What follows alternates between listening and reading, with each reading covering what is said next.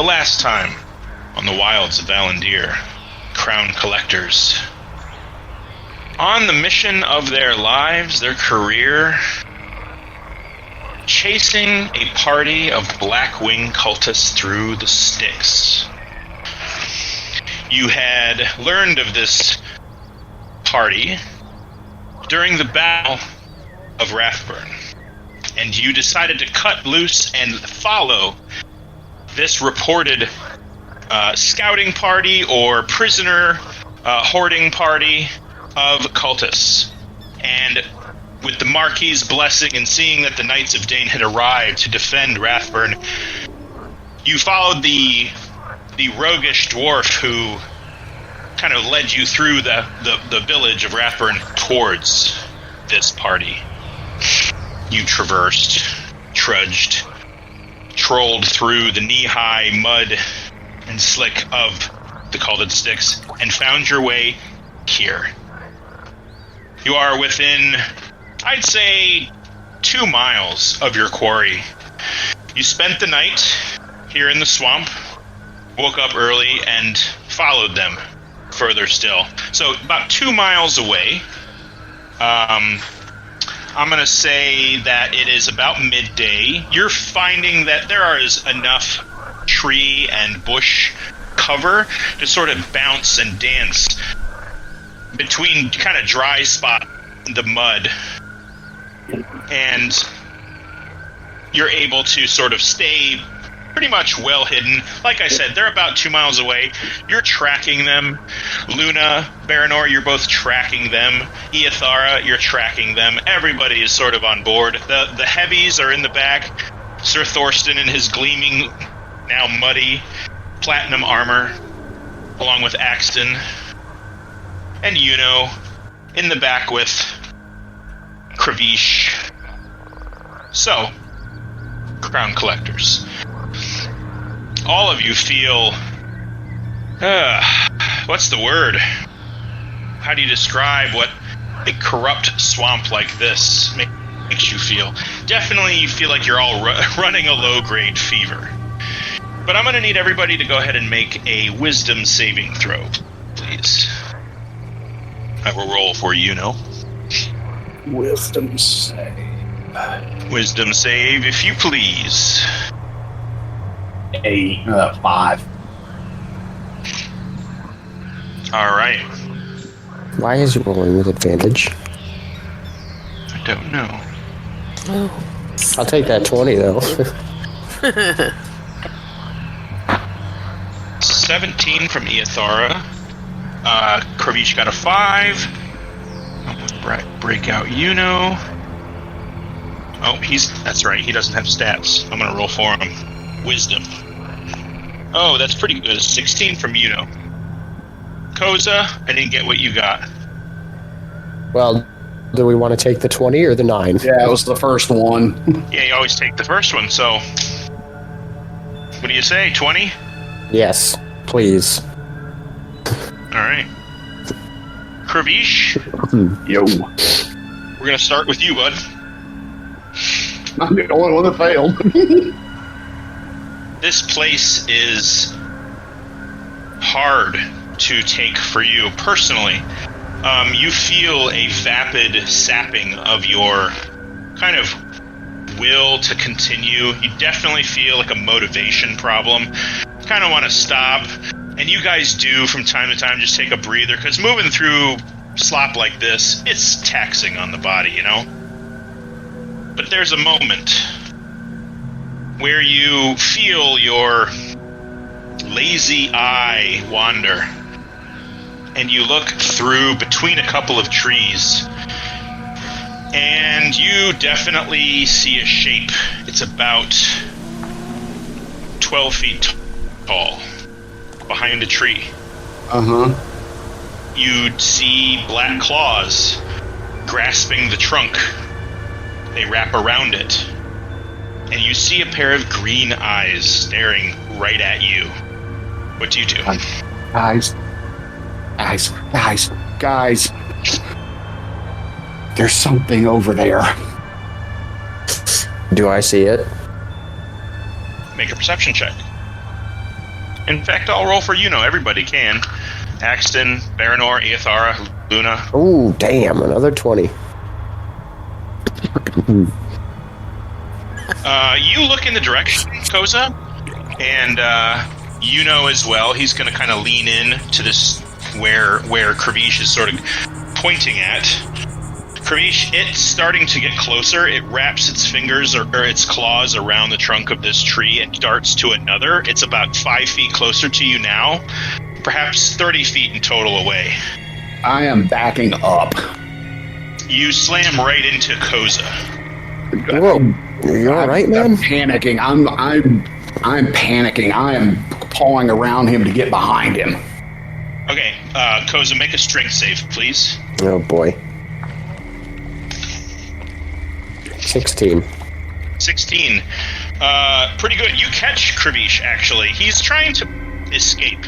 He's backing away as fast as he can. He's very strong. He's very strong. But you're a giant furbulk. Giant folk kicks in. You dig your heels. You grab him. You look. His eyes are black. Completely black. Buddy, and not are you just feeling black, okay? but not just black, but without glare or twinkle. It's a vapid void in his eye sockets. You feeling okay, man? No, I'm not. What is the thing? Get away from it. Get me away from it. What do you see? Right there. And I'm pointing in that direction. Yeah, I mean, Koza, you see nothing that he's pointing at. But Kravish, you look, and the object's not moving anymore. And you don't see the green eyes, but it's still there. I'm hyperventilating. Hang on. I'm gonna cast calm, or I'm gonna wrap the calm emotions cloak around him. Huh. All right. Yeah, I'll say, Kravish, go ahead and make an insight check, surprisingly. Insight, okay. Yep, and while you're doing that, Yuno is going to kneel beside Kravish and just put his hand on you and say, easy, friend. You know where we are. Deep breaths. And he's going to rub a salve that he purchased in Brackenshire that kind of is going to give the effects of calm emotions a little boost. So go ahead and read the effects of calm emotions there, Noah. I rolled a 24 on that insight. Okay. You attempt to suppress strong emotions in a group of people, or in this case, one person. Each humanoid in a 20-foot radius sphere centered on a point you choose within range must make a charisma saving throw. A creature can choose to fail the saving throw if it wishes. A creature that fails the throw chooses one of the following two effects. It's either charmed or frightened. Okay, yeah, you see Koza kind of weave a greenish energy into you. Do you resist? And I'll say with that insight, this is, obviously someone you trust. Koza is a tried and true friend. He's never let you down. That's how you feel about him. Okay. So you're saying, so what are you asking me to do to deliberately fail my saving throw or not? Mm-hmm. Okay, and by failing the saving throw, that means the spell's in calming my emotions. Yeah, so I will choose to fail it to have the effect of the calming. All right, so he weaves this magical glyph in front of you, says a few words under his breath. Okay, you look. His shape is gone. Obviously, it was never there, and you realize it right away.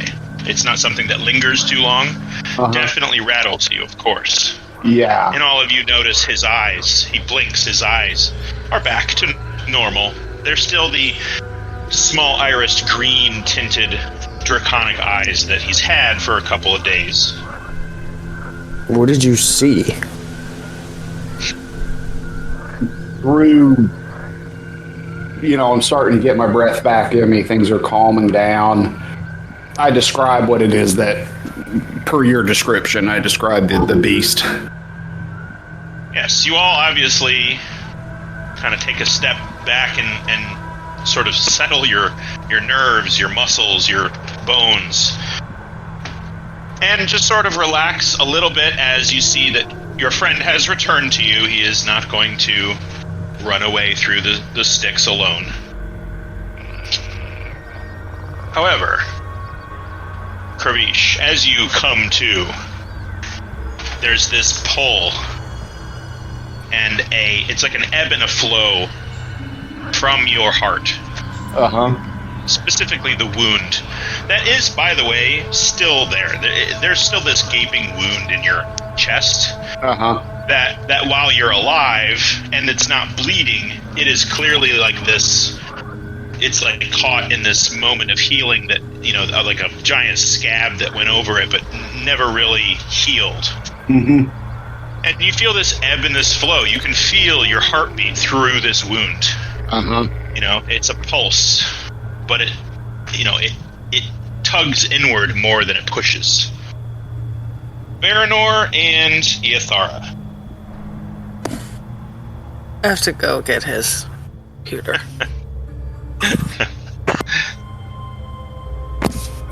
Are you there while you look? Yeah, I can listen. Oh, okay. You both are having a particularly uncomfortable time here, and we'll say this, that Koza and Iyethara both. You look down at your hands from time to time. Now, mind you, it's midday, but it's a dark midday. The crisscross of the dead trees above you really make this kind of horrid lattice in the gray skies above it. You look down at your hands occasionally, you swear that like around the edge of your palm, there's like a black scale growing right there. Or, just sitting there. Hello? Yo. Koza, Iyethara, are you there? Just talking to you, homies. Sorry, I was muted. Yes, you were. Can I, itch at it and see if it goes away? You itch at it, and there's nothing there. Maybe it was like a bit of mud that you scraped away, but you could have sworn there was a black scale growing in the outside of your palm. Weird. Very strange. Same thing with you, Iyethara. You're walking, and you in your fingerless gloves, you look at all of your fingernails. They look like they're growing these thick, super pointy, sharp, barbed claws instead of fingernails out of your right hand. Ew. Yeah. If I do the hand in front of you thing where they're the back of your hand is towards you and then down so they're curled over and the palm that's facing up. Just do that a couple times because I'm not really sure if I like it. No, it's pretty hideous. It almost looks like a fractal thing with these barbs that are growing out of your fingernails. And you kind of open your hand and move it around, and they're on your hand. It's almost like your whole hand is this black claw. It's actually kind of neat. You kind of flex. You can't really feel much of a difference, but you definitely flex it. Yeah. Okay. Valandiir. I don't think I can't remember his computer password. No. He's not here yet. He is off doing things. Yeah. He's doing mighty things. Well, Valandiir has a very heavy hacking cough right now. He's doing his best to not be very loud with it, but you can see him constantly heaving into his fist and spitting and hawking up loogies and hawking them into the swamp. And he looks at you and his eyes are real glazy and watering. Valandiir's not feeling good at all. And Luna doesn't look much better. She's also kind of her ears are drooped, her tail has fallen. She's kind of dragging her ass around in this swamp. And she sneezes every now and then. So, Just is there kind of look anything anybody around. would like to do? Because in a minute I'm gonna need some perception checks and survival stuff to kind of keep up with the Blackwing as you traverse through the swamp. So, I'm looking around and I'm like, it's this place. This whole area is corrupted by Shekis, causing us all to feel the effects of this corruption. Don't worry, friend. It means we're getting close. don't worry. Shakes his head. Yeah. You realize it's only going to get worse from here, right, Koza? I mean, do you even worry about this stuff at all? I do, but... You do? Okay, well, why don't you worry about it a little more? And you see just sort of sidestep him a little bit, and you notice that he's kind of been twirling this little tiny flame around his fingertips for about 20 minutes. Very innocuous, like a lighter flame, very small. Just twirling it around and sidesteps Koza, and he's like, honestly, are you going to pull your weight, or are we going to be carrying you again? Nothing to say? Does it make you feel better to make those hurtful comments? No, it does not. But I feel like I have to say something. We're all thinking it. And at this moment, is grasping his dagger with one hand. But he's a wizard, so he knows his limits physically. You see him kind of keep a little distance, and he's just like, I mean no offense, Firbolg. I just want you to be clear where you stand. And you see him he holds his forehead and just sort of looks at you and shakes it off a little bit and walks away. He's not grasping his dagger anymore.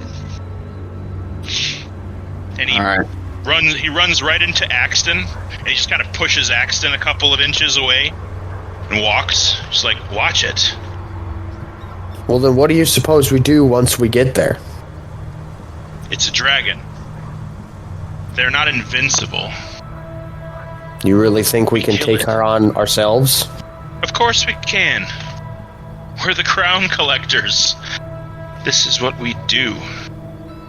She is the queen of the Stix, is she not? Heavy lies the crown and all. Just pull your weight. And you see him kind of twirl his cloak a little and kind of hunch into the corner behind a tree, just sort of slow up a little bit, and kind of mind his own business. I'm putting my daughter on hold for this, right?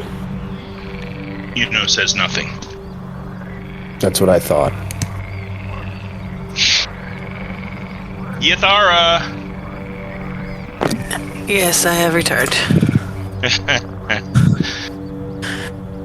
Yathara, your hand is achy.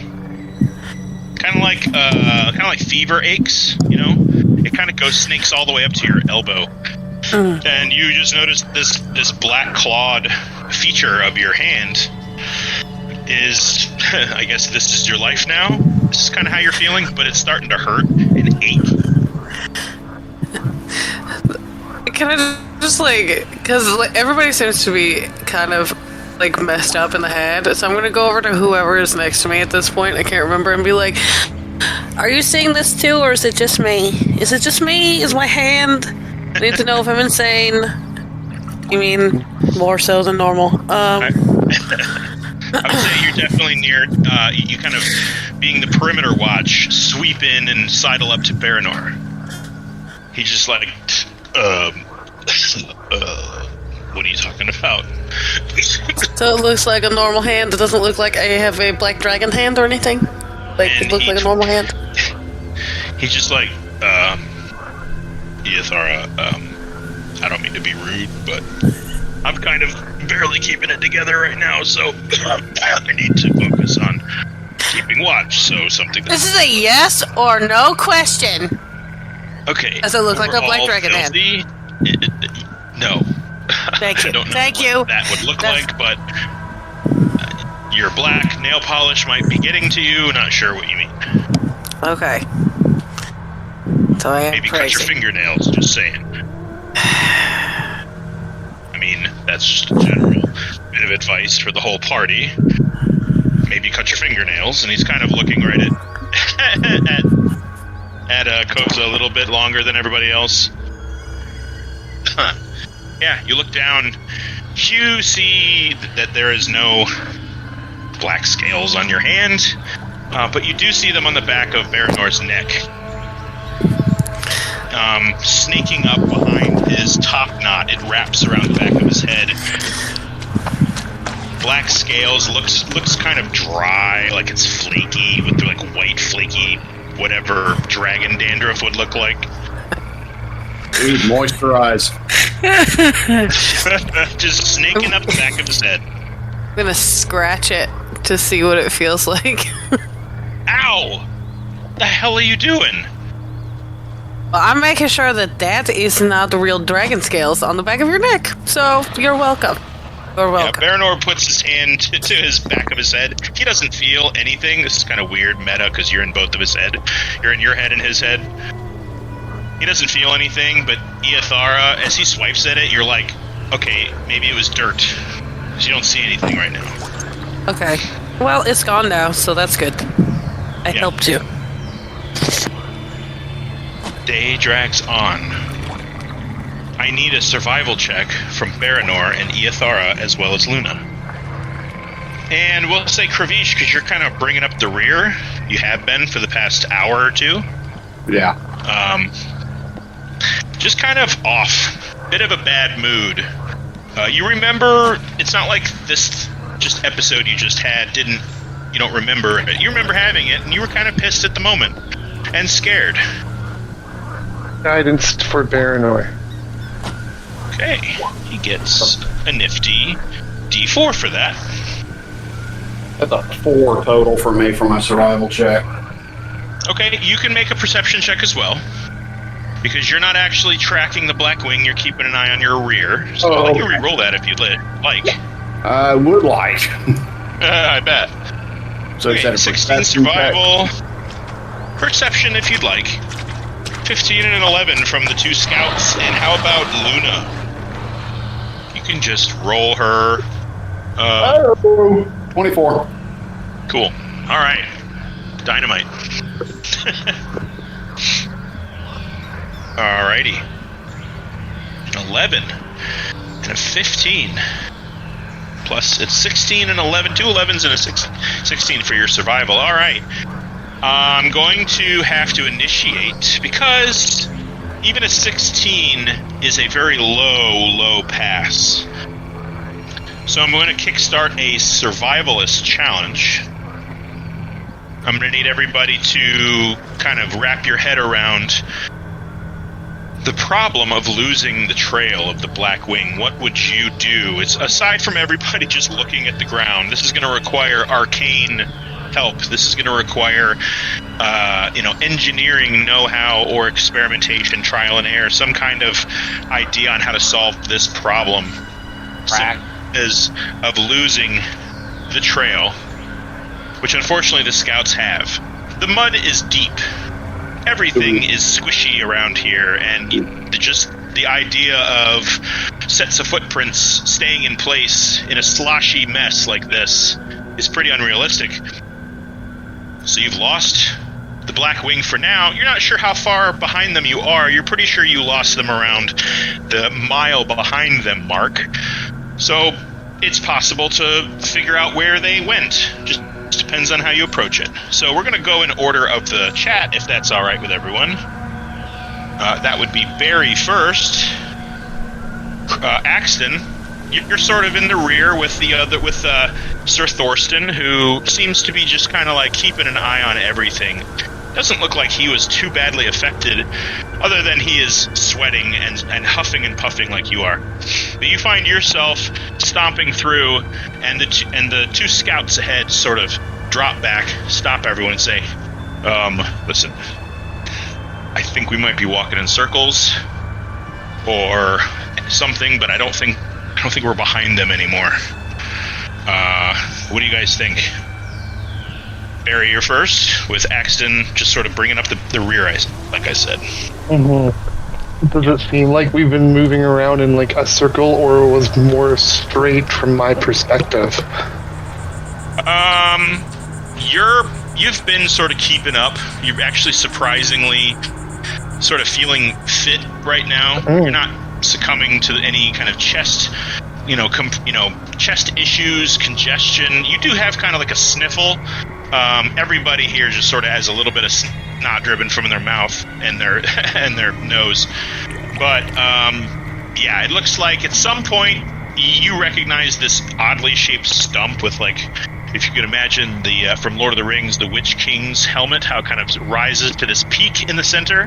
Mm-hmm. So that was a distinct landmark. You recognize it. You walked by it. You didn't think much of it. Maybe you guys were doubling back over something, but you definitely feel like you've been walking in a big circle. Didn't we have an idea of where we were going, guys? Like, didn't we have some sort of magic that was locating, like, an object or something that we were following? Lord Giovanni's sword. Yeah. Can we follow that still, or is that still a possibility? No. I believe you all have your spells back. Did we? Yeah, you took a long rest. Did we? No, we took a short rest. We didn't have a full 6 hours. Yeah, okay. Well, some of you get those spell slots, I think. I think only warlocks get the short rest spell. Well, gets some stuff back too. But yeah. I'll try to help pick up the trail. Hey, Sir Thorsten, could you help me? Maybe we could look at something a bit different perspective. Of course, Master Bloom.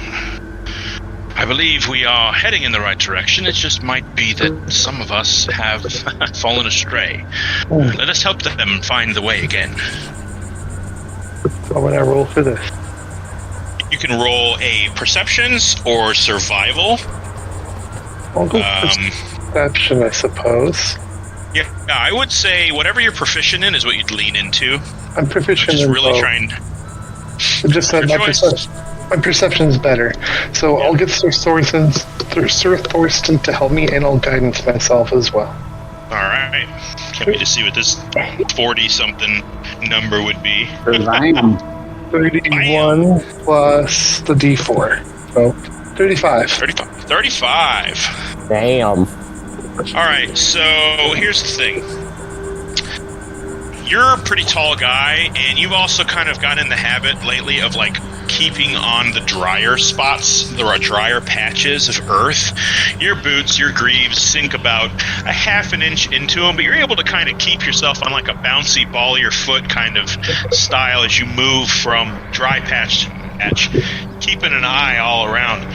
You do know that you lost the trail, but you do see what looks like a snake, like a mark in the sludge that like a big sidewinder snake would be, but you recognize it as something with like a bipedal creature with a tail behind it, sort of trailing, and you recognize this as either lizard folk or some dragonborn who have tails.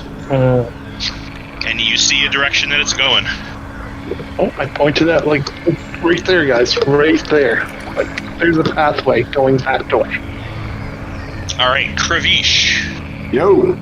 Yeah, you pick up his trail. You sidle over to it, and you notice that where he's pointing, there isn't a whole lot of leeway or giveaway as to a trail. You just sort of see him point to a slice in the slop that looks like 15 other slices in the slop. It could have been a iguana or whatever. And yeah, I mean, Anthem's edge just kind of buzzes a little bit on your hip, trying to sort of say, listen, we're all in this together. Let's take this by the numbers or make it a flourish. Whatever it's going to be, we're going to make music out of it, aren't we?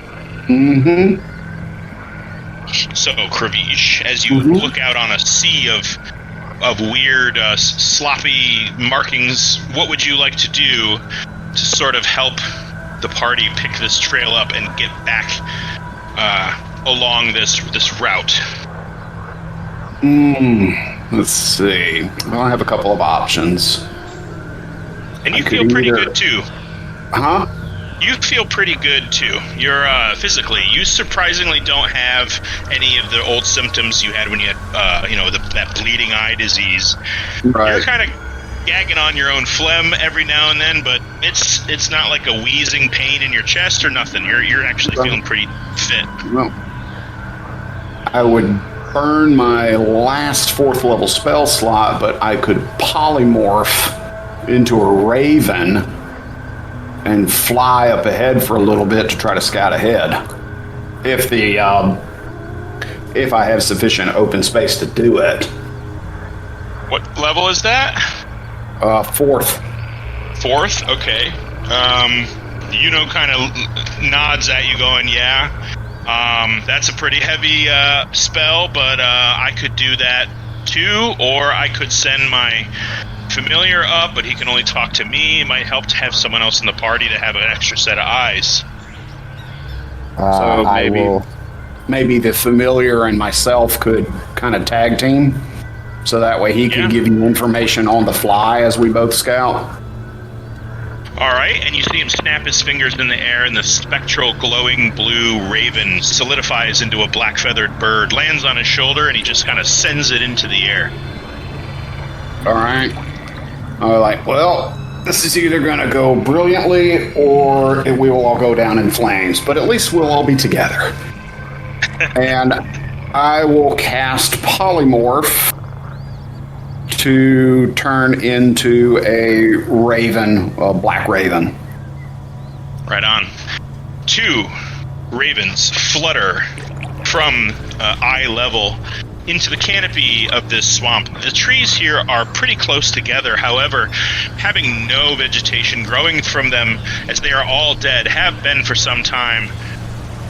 It's quick getting through it, and you rise above it. You get about 100 feet in the air, and you notice this swamp just seems to go on forever. In the distance, you do see the feet, the roots of the grasping ridge mountain range, and it's all obscured by fog. You can't really see the base hardly at all. Mm-hmm. And these trees, they almost like looking at clouds through the horizon. They get dense the more far away they are, and it becomes difficult to really see much. Everything is crisscrossed with this lattice of branches, and you see a pair of, well, not a pair, 3 of these smaller flying creatures. Definitely bigger than a raven. They're about what looks like a quarter a mile away, a little over 1,000 feet. They have kind of like insectile wings. They got 6 wings, 3 pairs, and they flap, not super quick, so it looks like they might be humanoid-sized. That's what you see. That's what we see. That's what you see. Mm-hmm. Koza. Yes. All right. Koza. DM. This place is dead. There is literally no life above the water. You definitely get the feeling that the ankle-deep, sloppy, muddy water probably has, like in the stagnant pools between dry spots, there's probably like mosquitoes and horrible leeches and things like that. But above the surface, it's dead. There is no life other than maybe lichen and moss that twists around the trunks of these trees you dart between. So you definitely feel a wretchedly restricted connection to nature.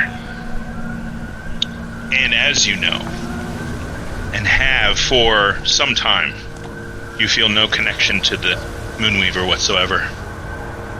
Damn. In this moment, you feel more spiritually alone than you ever have. And you know the team is like splitting up to try to find the trail of this, and you're like, I want to help, but even druidcraft is difficult for you to muscle through. It's almost like squeezing a pimple on your back.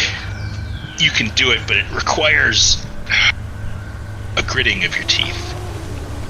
So, knowing all that, what would you like to do? I mean, just kind of try to trudge through the mud, I guess. Okay. I mean, how do you want to contribute to this challenge? I said, how do you want to contribute to the challenge? I know. I'm not letting you off that easy. It's just walking through the mud. Everybody's walking through the mud. So, like, magic is difficult for me? Try to cast something. Let's see. I will try to cast Mold Earth. Mold Earth. I'll try and just like solidify a section of dirt. Okay. You all kind of see Koza just sort of reach out with the force, and you're gonna kind of reach out and make like a bowl in the air, and you all see this sort of mound of earth rise from a pool of mud, and it starts to like become dense, and you see like the moisture drip out, and then it breaks apart, and Koza, your nose is now got a pretty decent drip of blood coming from it. Hello, Ken. Howdy. So just to bring you up to speed, everyone's just been kind of walking through the swamp, and you kind of had a little argument with the party, especially Koza, with pulling his weight. But you're kind of over that. You said what you had to say, and you're just trying to kind of make it through this challenge that you're all in, because you have all lost the trail of the Black Wing. And at this moment, it's Koza's turn to sort of see what he can do to kind of get everybody back on track. You're familiar, you sent it up into the canopy to scout around.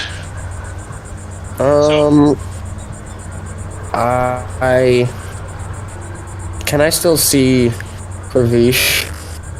Like, or did he like take off? No, actually, you can kind of keep an eye on him because, as I said, the canopy is not covered by leaves. So you can kind of see where the ravens are. They went pretty high and just sort of kept themselves in like a scanning formation around you guys, so you can see them. Okay, easily, but you know where they're at. I'm gonna try and make my way over to like the nearest tree.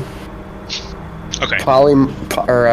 Wild shape into a squirrel, and like try and go from tree to tree and follow them. Okay. Just to lend an extra pair of eyes. Okay. You can go ahead and make definitely a perception check with advantage, as climbing the trees, you can kind of get a pretty good view before the horizon like disappears into like the branches of the canopy. You can see up ahead of the party quite a ways. Mm-hmm. So you can go ahead and make a perception check or a nature check with advantage if you wish. I will do a nature check. Boink. A squirrel. Oh yeah. What does your squirrel look like? What does your nutty sense tell you? He's real dark brown, and he's got a white streak in his tail. Aw, I love it. Like a little skunk? Kinda, but it's like off to the side. Cool. He's 9 feet tall and weighs 300 pounds. He just crushes everything. Size. Yeah. He is the size of a normal squirrel. Okay. Alright.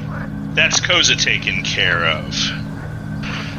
Let's see. Blah, blah, blah, blah, blah. Alright. Eothara, Baranor, and Luna. Okay. All three of you are not doing too hot. Eothara, I need you to go ahead and make a wisdom save for me. Okay. And you can make a con save for both Baranor and Luna after you're done. Ooh, that'll be 8 for me. 8.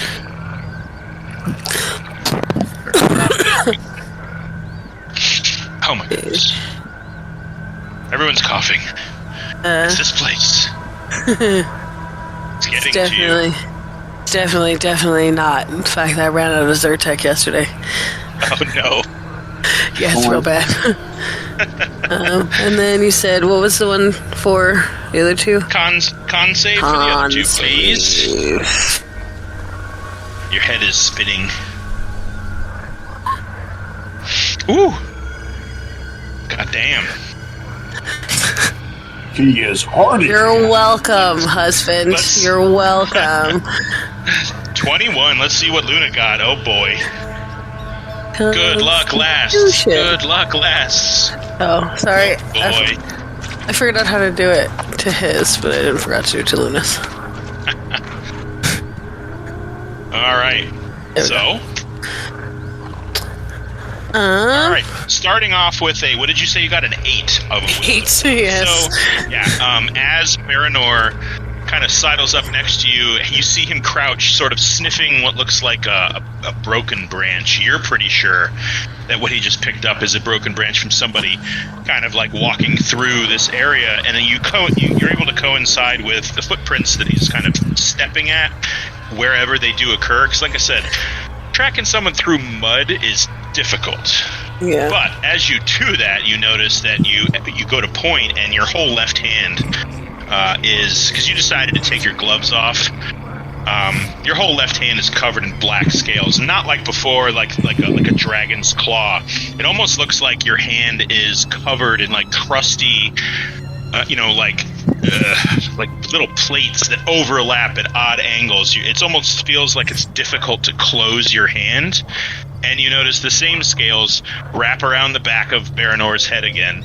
And this time, your hand hurts. You feel like arthritic pain in your knuckles. Not this again. Okay. Awesome.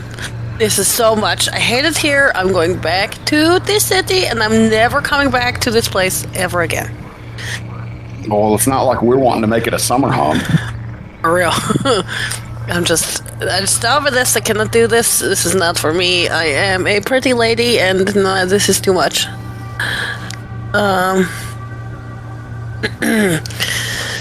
So, I have no idea what Thomas's spells do. None. 0%. Thomas's spells? Yeah, I think he has I believe he's got ooh, does he have Lesser Restoration? As a ranger? I don't think so. I'm conferring with Noah. I don't think so. I'm gonna look. I don't think rangers do. Let's look up ranger spells. Yes, do you a favor?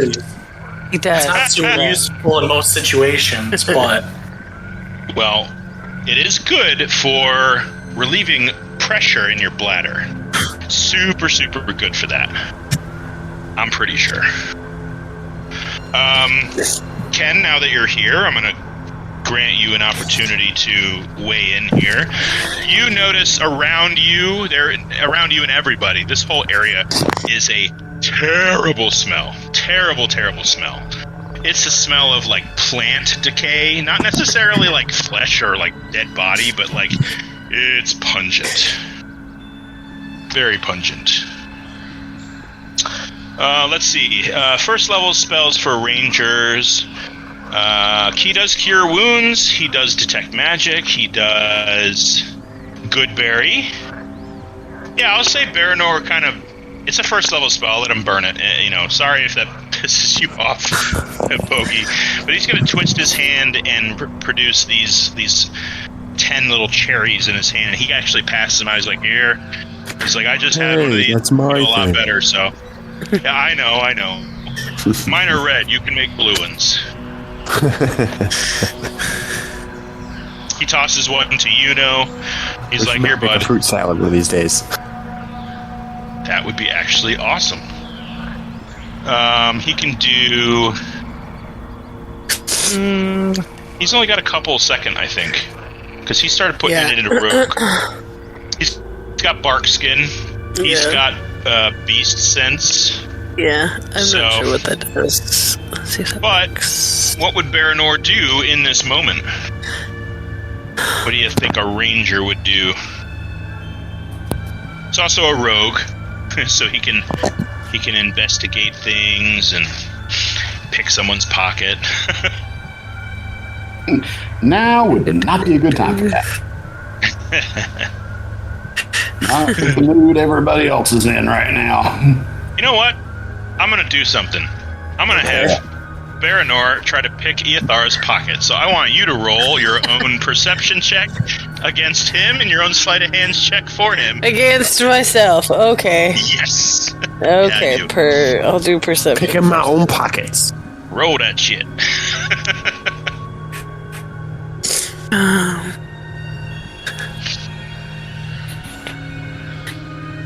Okay. Not bad. Let's see how he does. So I got a 17. All right, that's pretty good. Yeah. Oh. Let's see. How did he do? 19. All right. I think you should get something important. Important. Right. I don't have a bunch of stuff that's important. I want you. He's gonna get the most important thing there. I want you to message me what he takes, and make it like handheld. Like he didn't pull a bow off your back. No. Okay. You can you can DM that to me. I'll DM that to him, and he can decide what to do with that. And much laughter will be had. So, moving on down the line. Luna, I'm not going to give you really a chance to roleplay her right now because she is basically just leaning on Baranor's right hip and stumbling around. And she's going to kind of like, every now and then she kind of takes off and does like a big wide circle looking around, keeping an eye out for danger. And she's going to do that, kind of disappear between trees. You can kind of see her tail between some bushes and stuff, but she's going to take off on you. Your Raven has returned some information to you.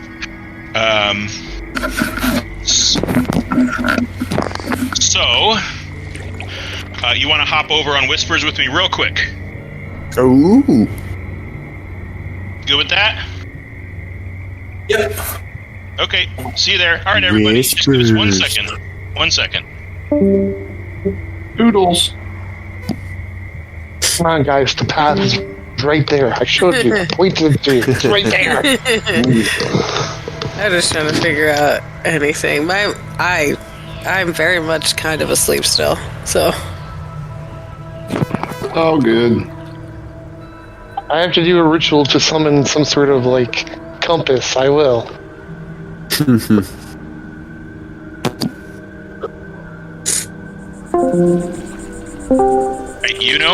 Right, your Raven returns. Now, your Raven, does it speak to you? Do you get kind of feelings from it or direct thoughts? I think it's like a telekinetic, like we can understand each other type thing. Okay. Not necessarily doesn't specifically say a language, but Well, I just know, man. I just know. Yeah, you just kind of feel it.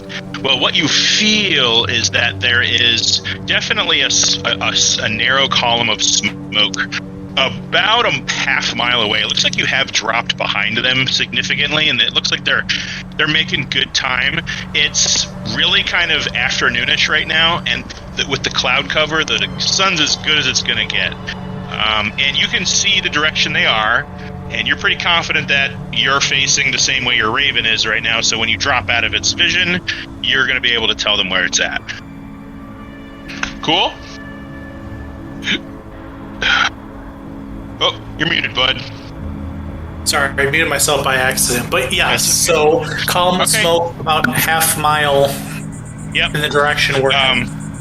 Yeah, and you can see that ahead of you that the vegetation is starting to become a lot more denser. It looks like there might be some like thorn material, like thorny bramble that sort of overlaps the tree canopies. They're very narrow. It's almost like a vine. Yeah, something like that. So, all right, I'm going to hop back over and we'll get back to everybody else. All right. See ya. Okay. All right. Are we back? You're all dead. Mama. Rock fall, guys. Yeah, your senses come back to you, and you instantly feel like all of you are facing the wrong direction.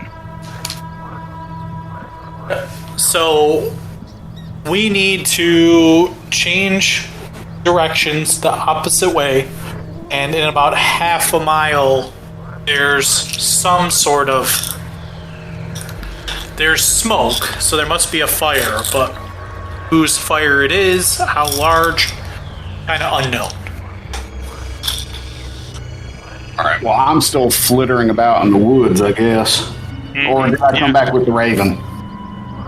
No, we're going to get to what you see. Kravish, when you both broke out of the canopy, you broke right when you noticed the raven that you were with broke left, and you just decided to sort of get a good bird's eye view of everything. And in doing so, you noticed that the way the party was facing, you can see this large dead hanging tree that you had passed probably about 20 minutes ago behind you. And you get the sense that the sky is much, much darker the direction that you're going. Because before you can actually see, way in the distance, way under the clouds, a distant light where there are no clouds.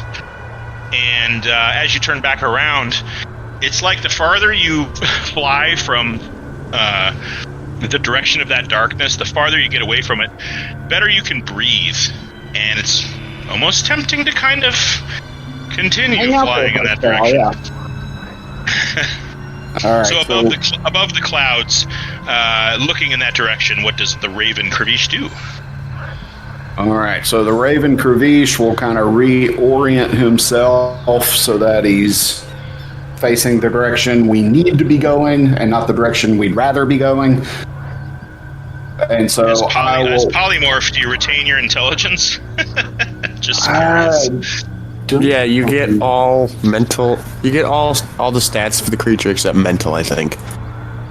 Okay. Well, he definitely remembers his mission, but does it stunt his intelligence?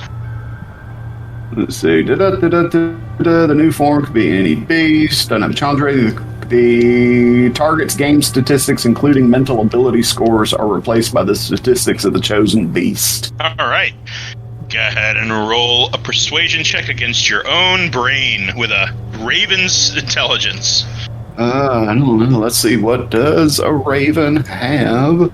And I'll let you do it at advantage because your personality and all that and your memories are intact. You do know your mission.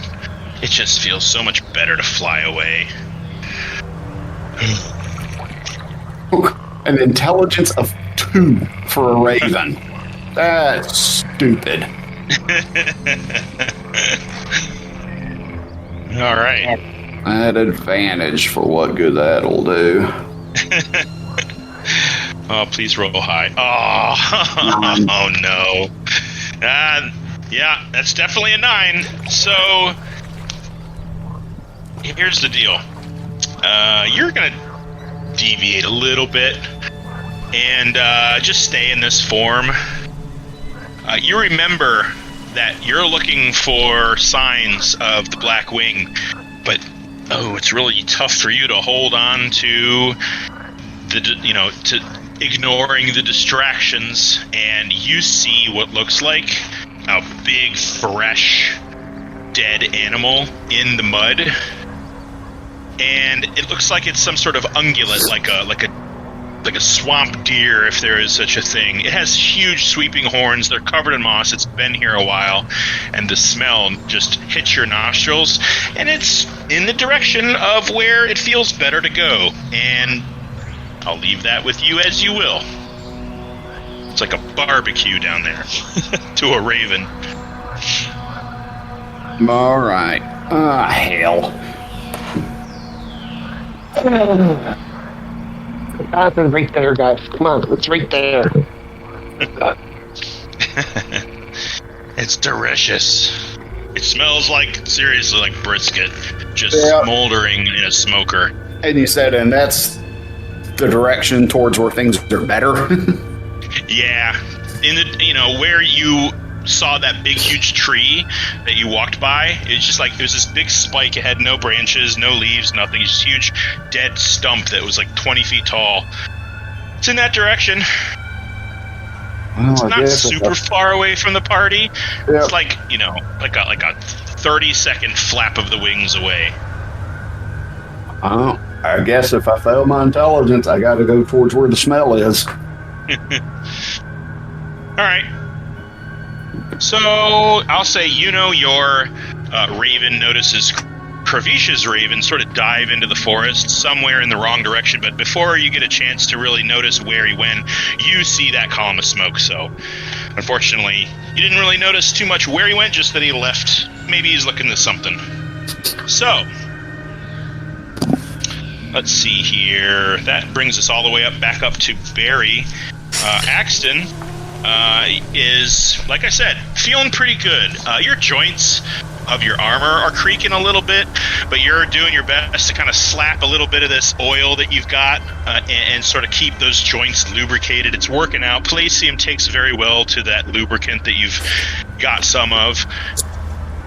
And you notice what looks like a stone outcropping about a foot around and about maybe 30 feet tall. That's very kind of like an obelisk leaning against a tree that is also leaning, against another kind of bramble and vine-covered tree. And you obviously have very good passive wisdom. You're the first to see this. I pointed out to everyone.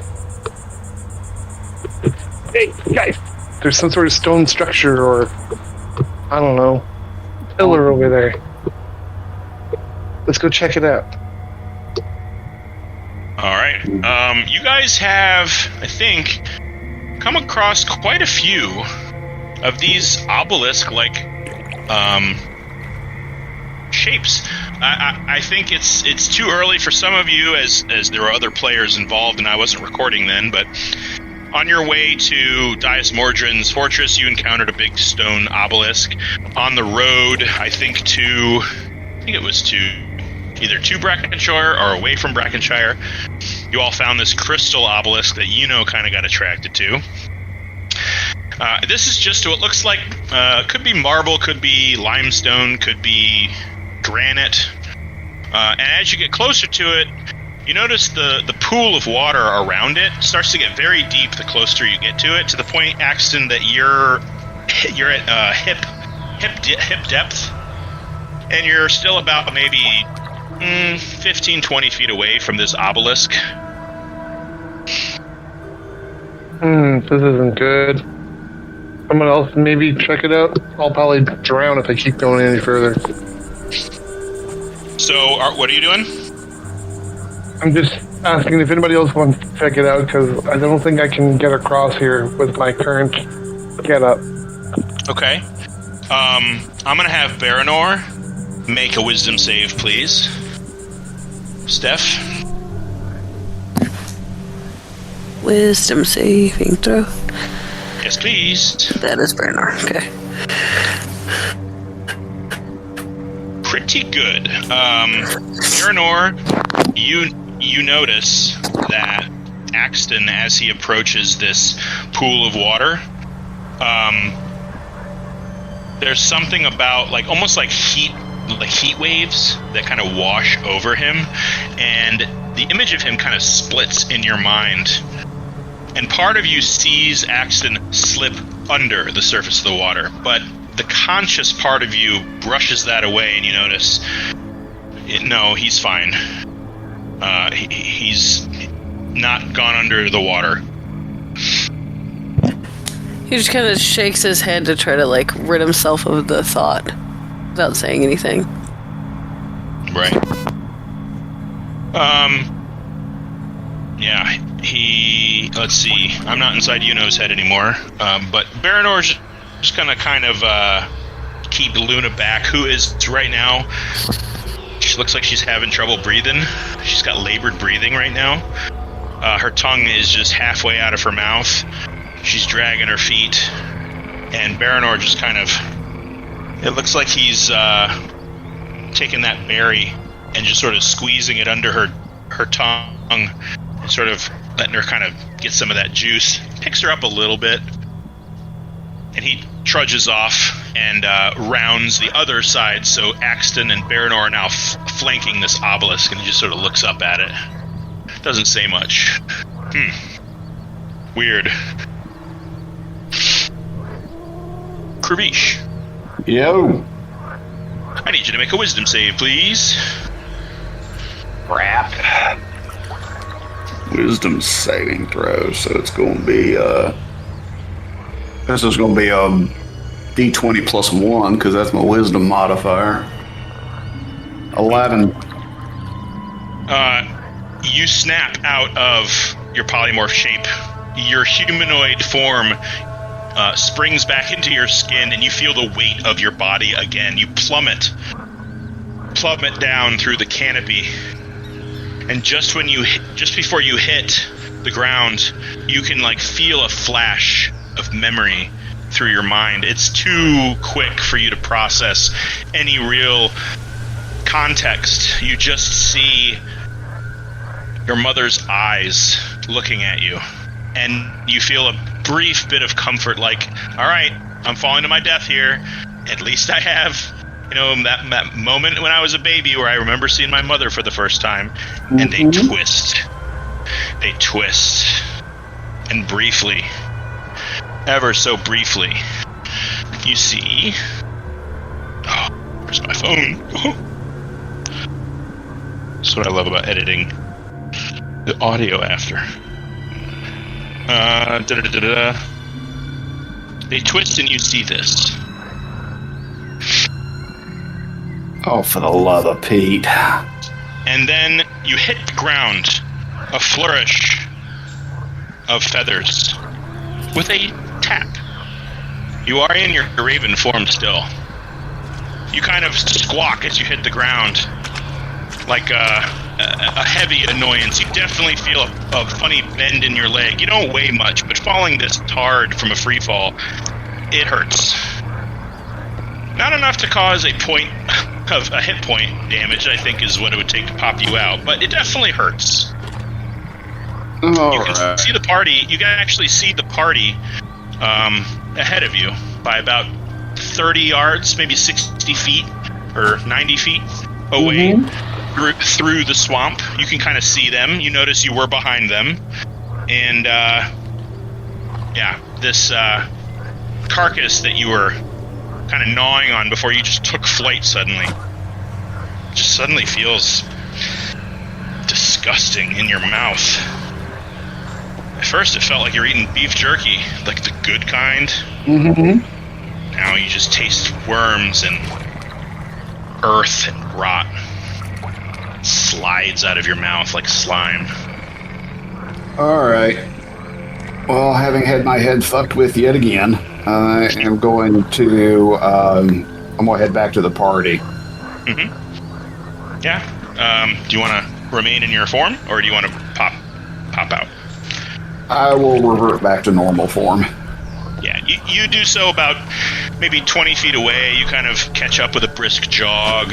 You make sure you stay in everyone's sidelines so they know it's you. You don't sneak up on anybody. And with that wisdom save, I'm going to say that you see that shape in the forest again. But there's a wall, mentally. You know it's not real. But it is there. Yeah, and I'm really getting funned out from all this. The day drags on. You start to see little stone outcroppings every so often. In fact, there's even a portion of what looks like a large stone brick roadway that sort of straddles a part of the Caulded Stix as you travel further north. In addition to these stone outcroppings, I will say Axton and and definitely the more perceptive bunch, the Rangers, you notice this very thin strands of this green webbing that sort of is attached to the base of these stone structures. Some of them are not obelisks, Some of them are just like mounds of stone that have been chiseled into like an odd, almost like a dodecahedron shape or some sort of geometric shape, but they're heavily cracked, covered with lichen, and eroded.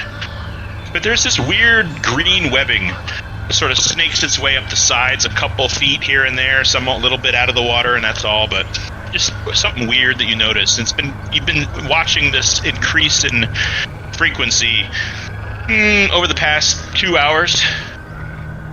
The night drags on. And I will say that, you have determined by now that your raven had been seeing the Blackwing. As the sun disappears, not really over anything because the whole sky is gray, the sky just constantly darkens until you start to be able to see tiny lights, making you careful to keep your own light up. You see that the party of Blackwing cultists dragging along these cages, which seem to be maneuvering perhaps between the trees, start to settle, and their movement ceases, and you notice the light go out. And I'm going to relay that information to the group. Okay. Yep. So what? Do they know we're here? Oh, they know we're here. Well, at least Shekus knows we're here. Well, that was never a surprise. You see Luna just sort of like looking up at the sky, but her tail stays between her legs. Her eyes are kind of sunken and droopy. She's got a very sad expression on her face. And you all notice this kind of clear, gelatinous fluid start like oozing from her eyes and from her ears and from her mouth. She keeps like coughing up and spitting out this very thick, almost jello-like substance. Looks very phlegmy. You all see this, by the way. I don't need a wisdom save. This is happening. And it almost looks like her fur is becoming like a little matted. But she's trudging on. Baranor is going to climb a tree. So let's have an acrobatics check from Mr. Baranor. And let's see what he sees.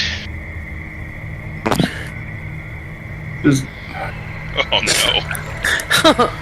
Okay. You got a potion of cure disease or something? I don't think Baranor has one of those in his inventory. You're all obviously free to check your inventory. I have an anti-venom, some sort of medicinal salve, a minor lesser cure wounds potion that deals a 1d4, and that seems to be it. I got a fireball. I can burn it out of you. Well, we don't need anything cauterized right now, but thanks for thinking of us. Just thinking if maybe anybody had like a cure disease potion, we could give it to Luna so that she's not stones nine. I would prefer not to be murdered by my husband because I killed his fake dog in a game. That'd be nice. Oh no. He wouldn't actually. He would weep though. He would cry. He would actually cry. He would ugly cry. He would. Yeah. He absolutely would. Well, hey, Luna's awesome. Let's not play any games with our own emotions here.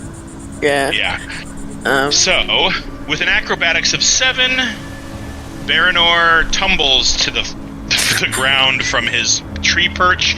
I'm not going to make him roll any falling damage because he falls into some nice, comfy, wet, sloppy mud. Oh, fun. The only thing wounded is his pride.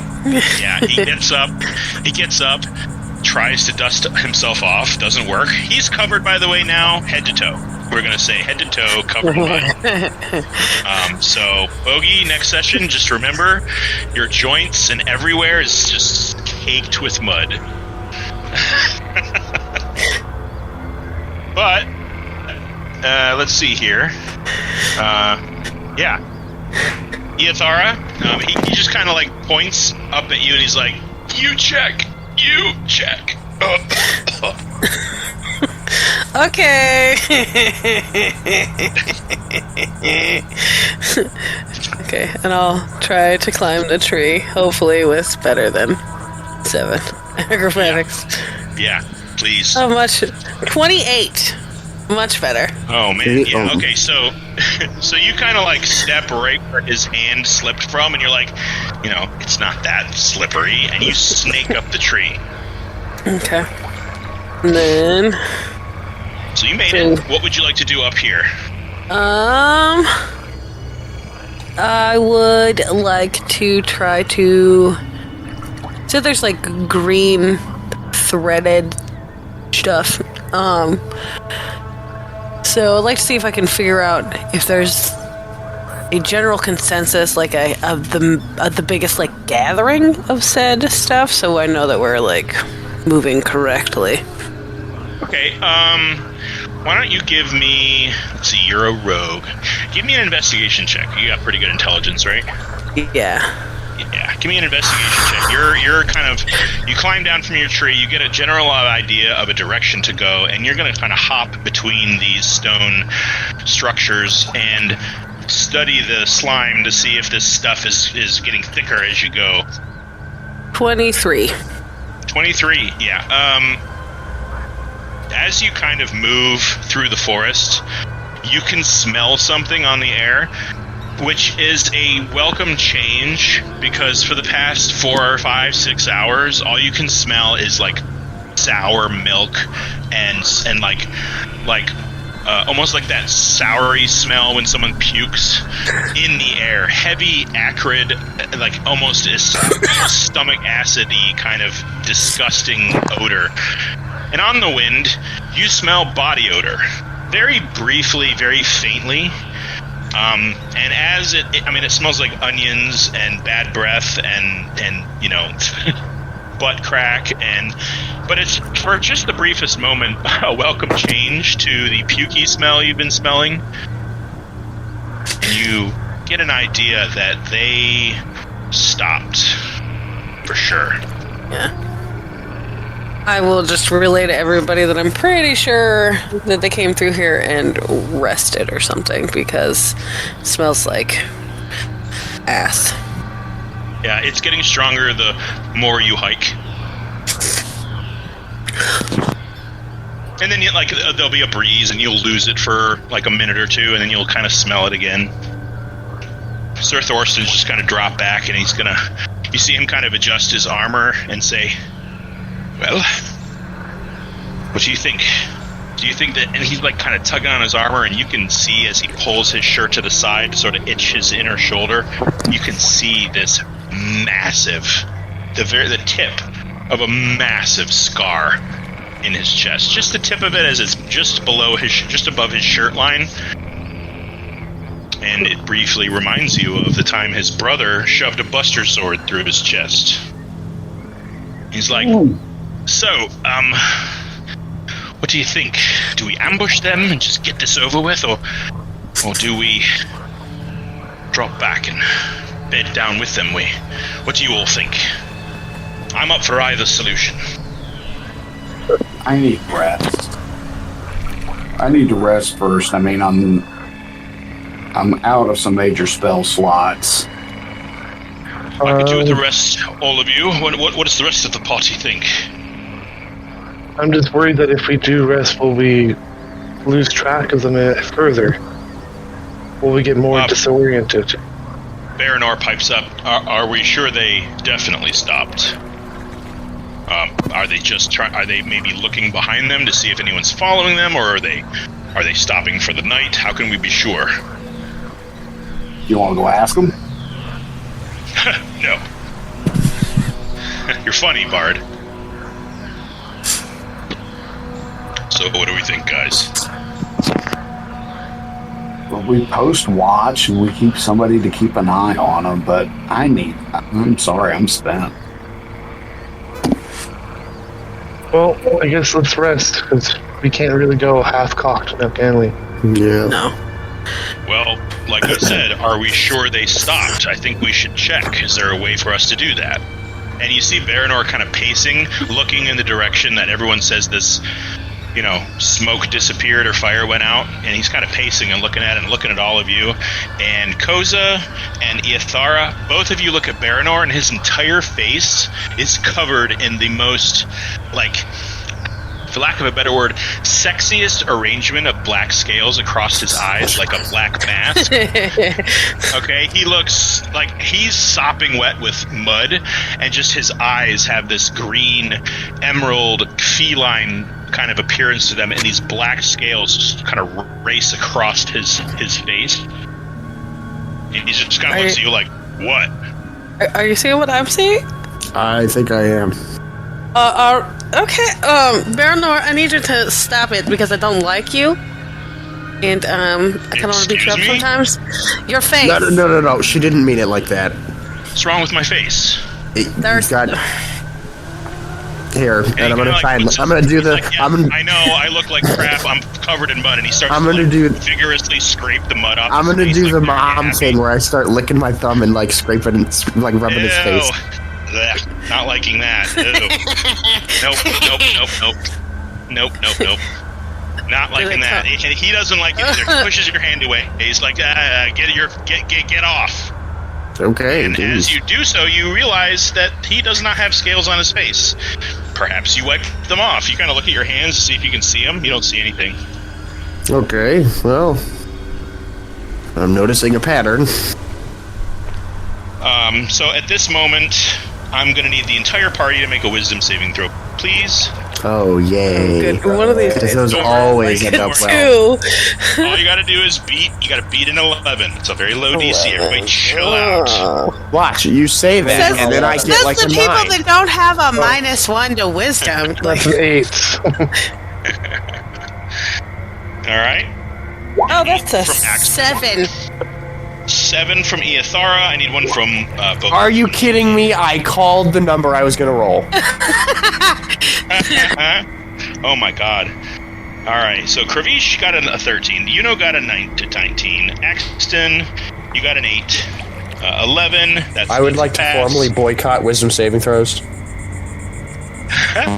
Agreed. I'm just not doing them anymore. Alright, Ithara. You and Koza look at each other.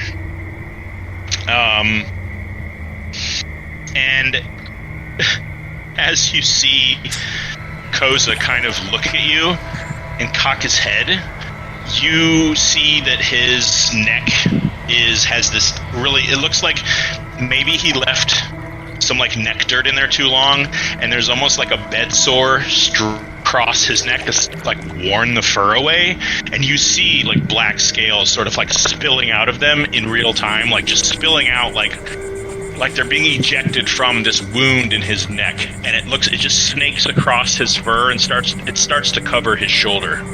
Can I immediately try to bat at them, make them go away by slapping them all away. It's not good. It's very bad. It's very, very bad right now. This is not good. I will physically restrain her hands and be like, they're just illusions. Are you sure? The black claws that she's jabbing at you with. You see I let go. Hands that look just like Shekis's claws. I will instinctually let go and just be like, she's fucking with us. Who? Me? I'm doing nothing. No, not you. Okay. You know what I'm talking about. Okay. She's fucking with us. How? How is she doing this still? She's making us see things. Okay. Everybody calm down. Let's just focus. Don't worry. I'm gonna do what everyone thinks I'm gonna do, man. And freak out, man. Well, I'm gonna say Baranor finally kind of scouts ahead and realizes there he comes back. He reports, as well as Sir Thorsten, who is doing his best to not creak. They both come back. He kind of went and he kind of trotted behind Baranor, maybe just as protection. Meets him halfway back, They report, we found them. They're right where Yuno's Raven said. And it looks like they're bedding down for the night. And then they just disappeared. Shit. Like, I can almost still hear them. It's distorted, but I can't see them anymore, and I don't see any evidence of their footprints, like, within 30 feet of where I think they were. And I'm kind of scared to walk up by myself and inspect the area in case they are there. That's alright. Okay. Theories? Invisibility? It's invisibility. Didn't they do this before or something? Something similar. Maybe some sort of like hallucinatory terrain. Or an illusion. Yeah. Yeah. That's You said their trail just runs cold? Like it just stops? Like they saw them and then they literally disappeared out of existence. So some kind of magic bullshit. bullshit. Sounds good. I don't play things that have magic for a reason. Let's chalk it up to magic-y bullshit. Baranor pops up, he's like, well, whatever you guys want to do, I'm kind of starting to feel a little better than I was. I'll take the first watch, or lead the party if you want, whatever you guys want to do. And he looks like he's just sort of like massaging Luna's shoulders a little bit, and it looks like she's like hacking up that slimy material a little bit more. Well, if they're bedding down for the night, then I don't know. Should we try and rest? Might as well. Yes, probably a good idea. All right. Well, then in that case, let me see what I can do for 1 second.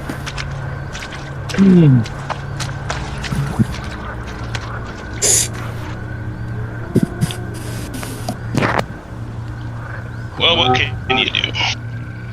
What will you do? What should you do? You know, I don't think I had you roll any high-level spells, or really, I think you rolled one level spell or something like that. You should have pretty much full access to your arsenal if you want to do anything. Okay. I am going to use my Dreams Druid ability, Hearth of Moonlight and Shadow, and during a short or long rest, I can cast like a 30-foot radius sphere that blocks out all light, all sound, and gives us all a +5 to stealth and perception checks. Well, shit, Baranor says. I'm sitting next to you then.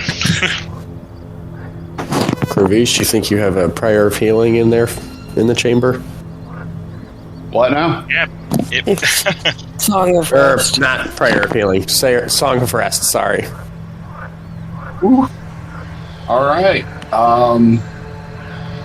Well, or if we're going to take a long rest, it doesn't really matter. I mean, if you're taking a short rest and you're using hit dice, that's what Song of Rest is for. All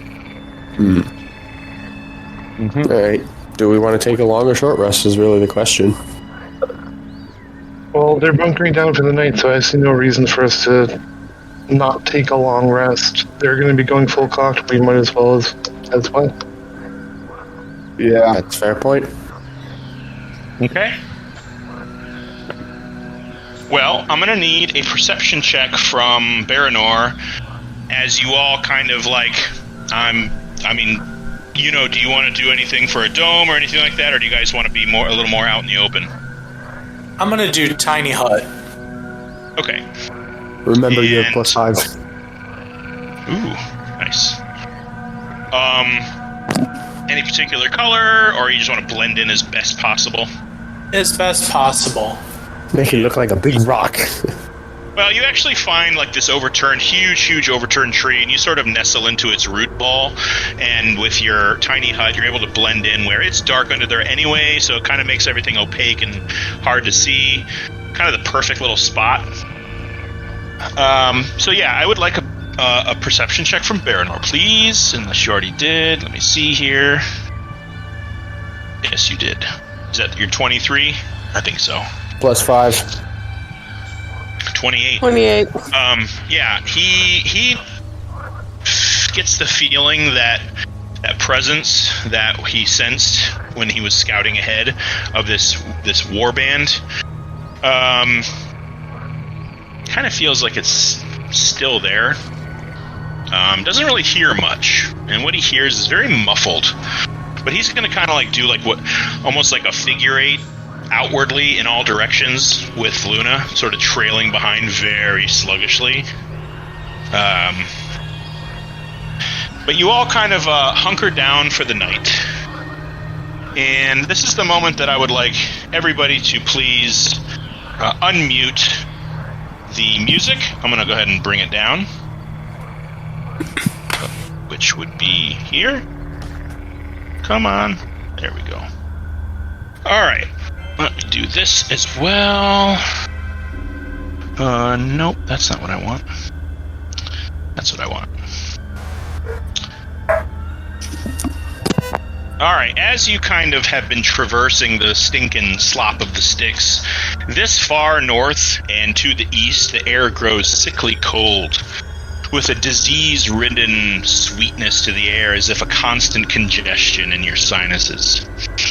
Painfully as ever, acrid is the air. Its acidic sting in your lungs is ever present. It is cold and dark this late, and as you press on, you feel confident that you're aware of the Blackwing's location as they camp out ahead of you.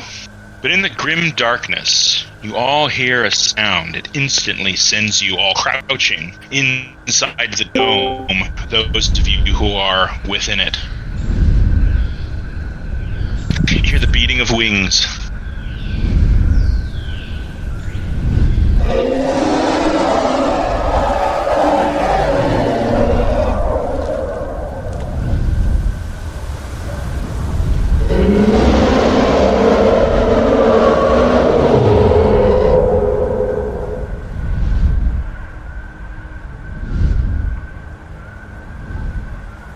Well, Kravish just pulled a brave Sir Robin.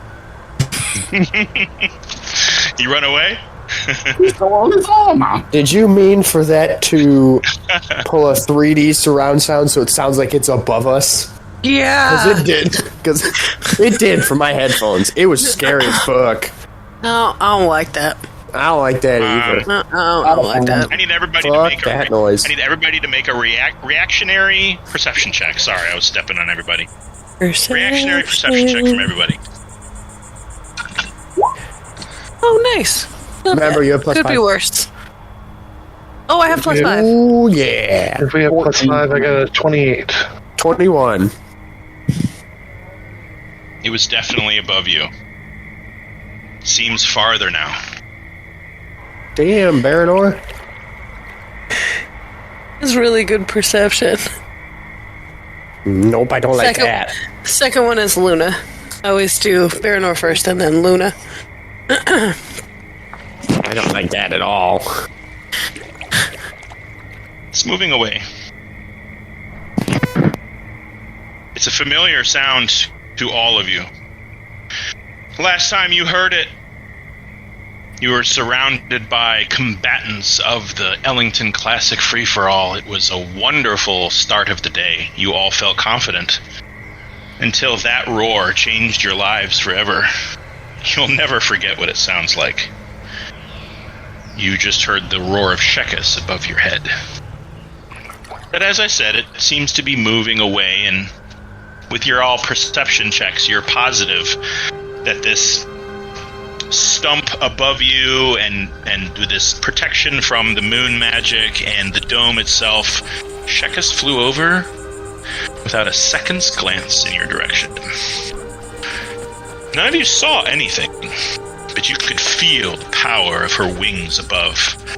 You gauge she was probably about 200-300 feet in the air. Her roar was a deafening cut into the silence of the Stix. Pleasant dreams, all of you.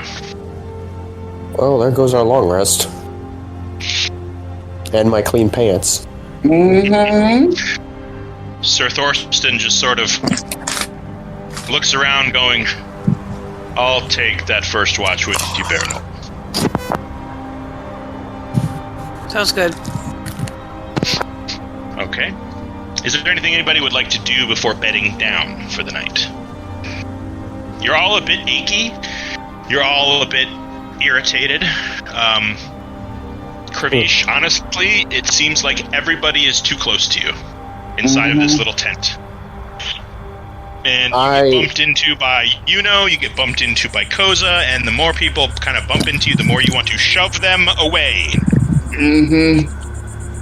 So I'm just trying as best I can, grumbling every step of the way, trying to find my own little personal little hidey hole. And clutching Anthem's edge, not letting go of it, I am trying to find a little hole to curl up and go to sleep. Anthem's edge feels very cold to you.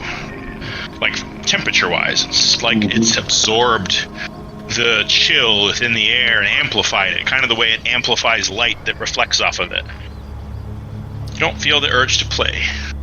Mm-mm. You're just tired. Pissy. Before I bed down, I'm gonna try and make like one last-ditch effort to try and connect with the Moonweaver. Okay.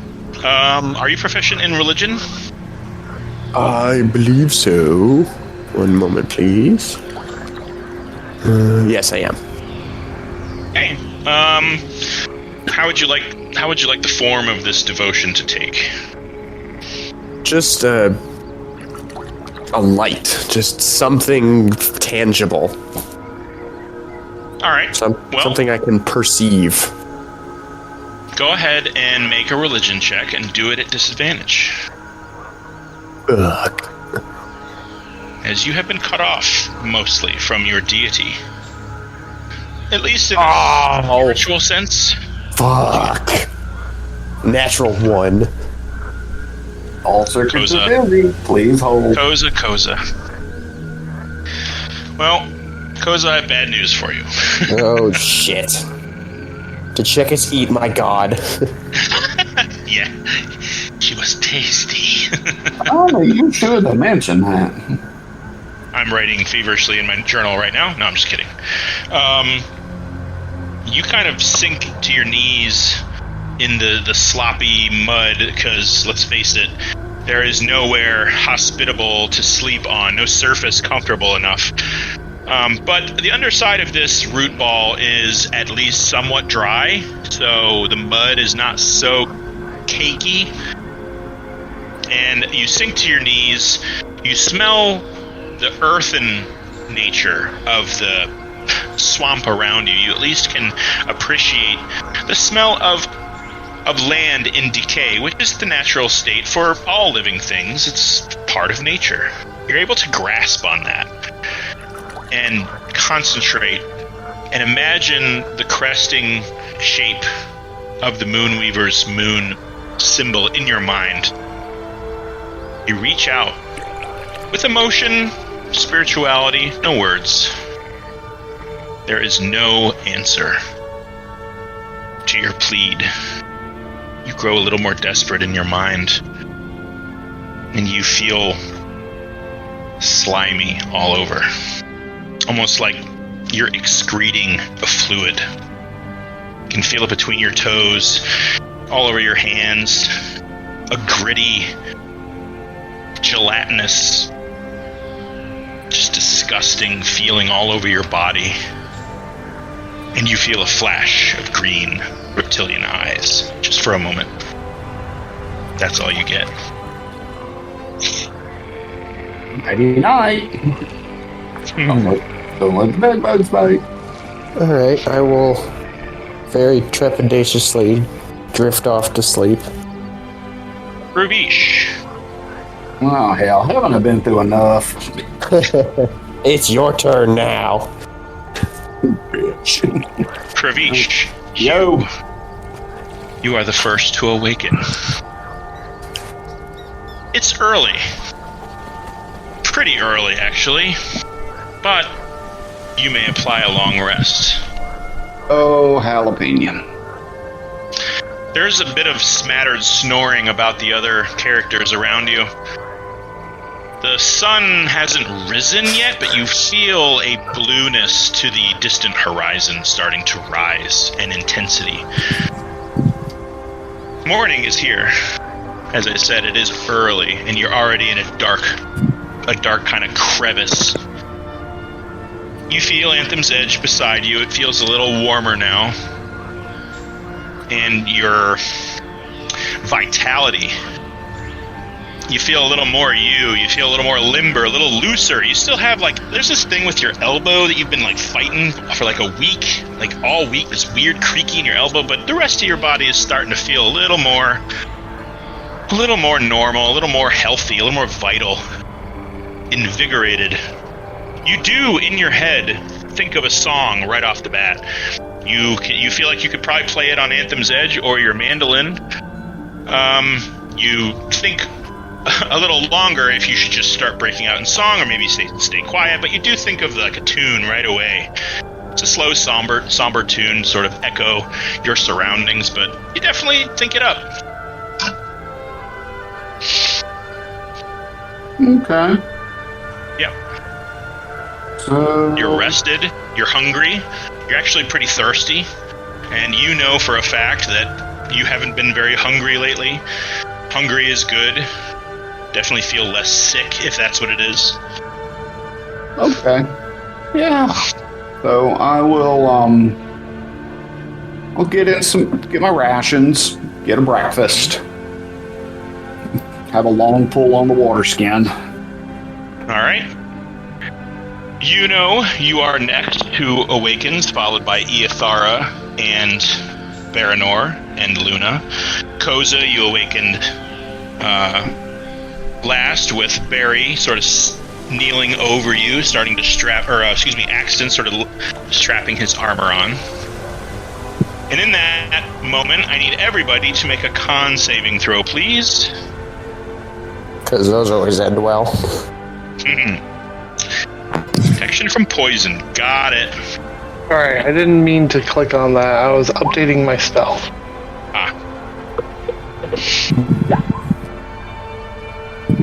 Shit. Forgot to turn off disadvantage. Alright. Can you get guidance for saving throws? I believe it's called aid or blessing or something. Bless. Yeah, I think maybe bless. Yeah. If somebody could bless us in the morning there. I'll bless us. Huh? I said I'll bless us. You. Hashtag blessed. Surely doesn't feel like it. Thank you. Alright.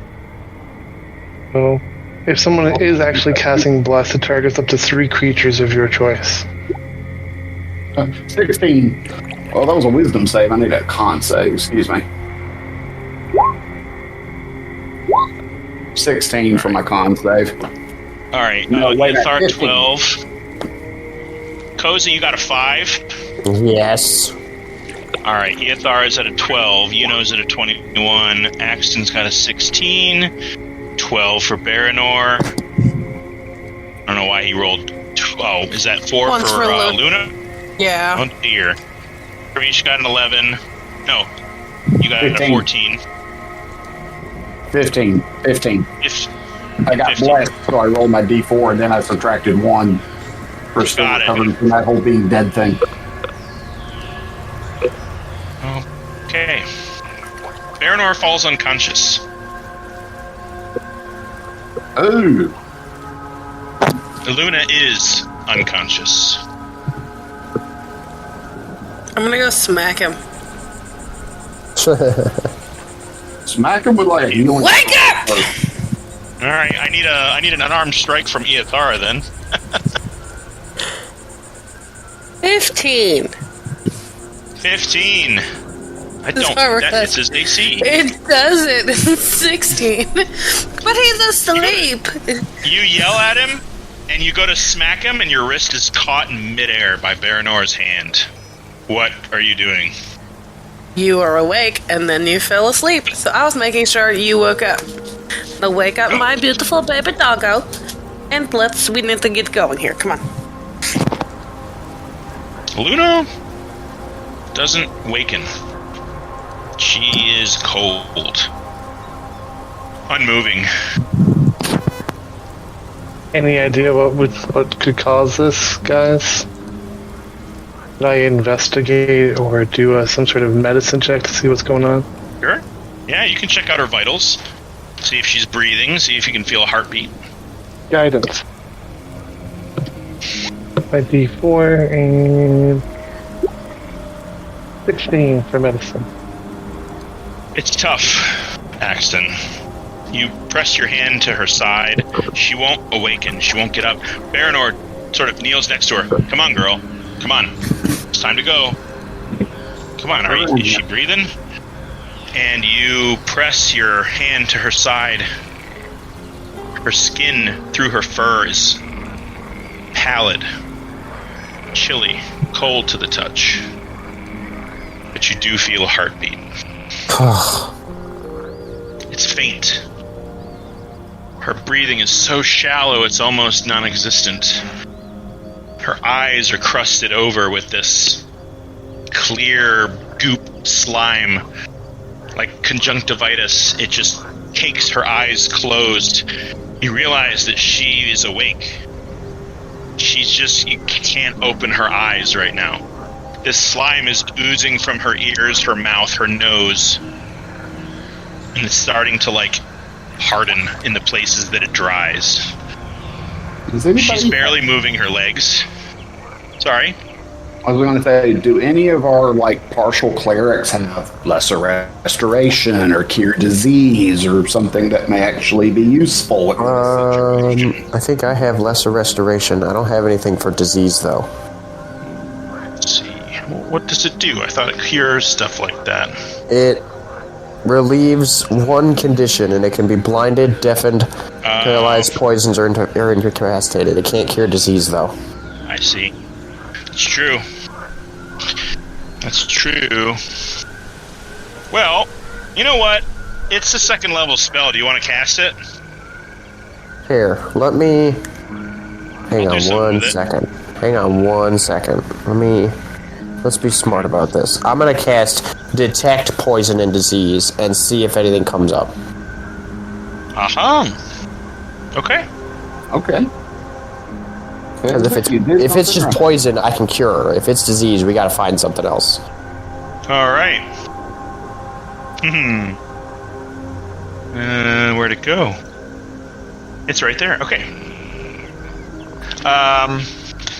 Koza, as you kind of wave your hands over Luna, your eyes flash kind of like a milky white for a moment. You just kind of detect this prickly feeling all over her body as if you were feeling it, and you just feel this disgusting, phlegmy, gross feeling all over you as if you were inside of her mind. And you detect this as the disease Slimy Doom. Oh, fun. But in detecting it, you also detect its enemy. There is a mushroom that is particularly prominent in swamps just like this, that when it's peeled and kind of twisted like you're squeezing the moisture out of a rag, that essence is fed orally, and it can help subside those effects long enough for this virus, it is a virus, to pass through the victim's body naturally. Okay, so I'm hearing solution here. Yep. Yeah, and hold on, is that a spell? Does it have a range, or do you just choose one target? Detect poison and disease? Mm-hmm. It is. Is it a target, or is it? It is. Oh, it's a self spell. Oh. Well, oh shit. Well, Read your spell next time. yeah. You don't see any of that in her. You don't know what frickin' mushroom it is. Damn you. Okay, I'll give this to you. That's a self spell. That feels stupid. Yeah. Well, They should at least be touch. What's the spell description say? Says Yeah, for the read the whole duration, you thing can out. sense the presence of locations of poisons, poisonous creatures, and diseases. Oh, and diseases within 30 feet of you. oh. Oh, okay, so I can still see it. Do me a favor. When I tell you to read the spell, read all of it.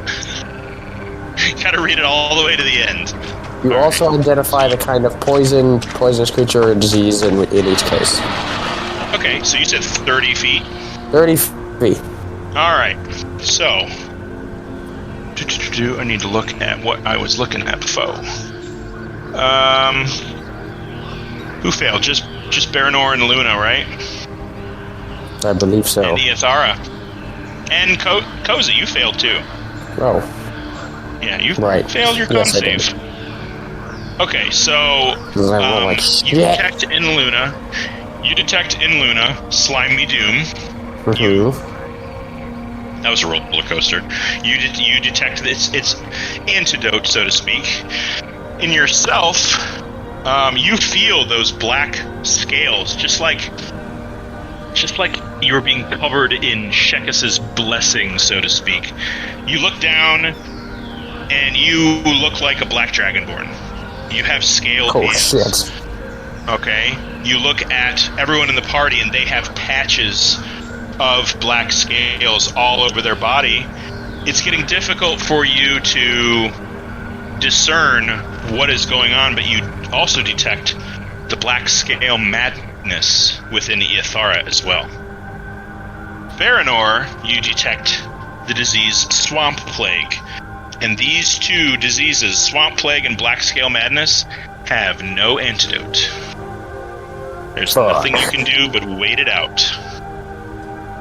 You do know the symptoms of all these diseases. You recognize just before you slip into your own mania that swamp plague is like a really nasty croup-like flu. It's really harsh on the lungs, on the joints, gives you a fever, makes you cough. Black Scale Madness is a hallucinogenic disorder. It manifests itself in the stem of your brain stem and causes you to see this weird black scale covering on people, and no matter what you do, you can't fight it off in the moment. But you do know it's not real. So who has these diseases again? That would be Koza and Ithara have Black Scale Madness. There's no cure, it's a virus. Varanor has Swamp Plague, which is like a really bad flu. And Luna has Slimy Doom. And that is something that Koza knows how to cure. Well, I have 2 lesser restorations that can remove a disease from one person each. So Ooh. Hold on. We just went through this. here, I'll click it again. You touch a creature and can either end either one disease or one... See, alright, Noah, read your spells. You could have done without the detect diseases if you just lesser restoration, see? It's a 2nd level spell. So you can do it on one person. Okay. Well, Yeah, so it's not just the conditions, it also does the disease. Yeah, it does one disease, that's correct. well. Do I have a feeling on which disease is the worst? Yes. You Okay. feel that since you know the cure for Luna's problem, that Baranor really needs this gone quickly. Okay, then I will he's cast having a lot Lesser of trouble Restoration. walking. I will cast Lesser Restoration on Baranor. Okay. And then I will start to look for the mushroom. Alright. I need you to make a nature check at disadvantage. You are diseased. Well, Mary, what did yeah. you want to do? Well, what type of mushroom were you looking for? You guys hear me? I will describe the type of mushroom that I'm looking for. I do have some mushrooms in my inventory. I just don't know if they're the right ones. Well, let's see Well, them. he describes kind of an orange-capped, flat fungus that grows on the side of rotting limbs and rotting trunks. It's like a shelf fungus. None of them are what you have found in your travels. Okay. I got a 16. Fortunately. Well, I'll use my 2 level 2 spells that I get and cast Lesser Restoration on whoever wants it. I guess Koza or me and Iathara are the only other diseased ones. Okay, which one looks All worse off? They both look pretty bad. You're going to burn your top 2 level spells? That's the only thing I can do, otherwise they have to suffer for the rest of the day. Okay. Alright. Consider those slots burned. As he kind of, touches your shoulders, medicine magic isn't really Barry's forte, so you feel kind of like a clunky sort of rush of energy into you, almost like this effort was propelled in a suit of armor like he is. Sort of barrels into you, and as you feel the magical energy depart your body, it slams into Iathara, and you feel it too. You kind of just get knocked back on your butt, and you're just like, ah. But all of a sudden, your eyes open wide for the first time all day, all night, and that weird mania that you could see black scales on everything is gone. Totally and completely. Okay, good. Yay! As you blink, you see this little outcropping of this pinkish orange mushroom that you saw in your vision when you detected the disease. You don't have a name for it. You just know that's what you need. After I cast those spells, I'll try to help you look for those mushrooms. Yeah, go ahead and give me a either nature or investigation check. Pravesh, you kind of notice this happen where Axton sort of cured these two of their disease, and you feel kind of a twinge of jealousy, like, hey, I feel like shit too. And it really just sort of rubs you the wrong way. Alright. 24. 24. Alright. With a 24, I'm going to double your findings. So go ahead and roll 2d4. Just straight 2d4. 6. Alright. So, for now, as we'll say, Baranor, when he kind of gets relieved of his illness from Koza, he's sort of like, alright, good. And he's gonna climb up a tree, kind of get his bearings. Since he feels much better, I'm not gonna make him roll, I'm gonna give it to him. But, for now, you see that you're able to gather up 6 of these mushrooms, and with Koza's kind of brief introduction on what to do with them, you strip them of their flesh on the top and start straining them into a little vial. Looks like you've got enough right now that when you apply it to her tongue, takes about 5 minutes, but she actually kind of shakes herself up.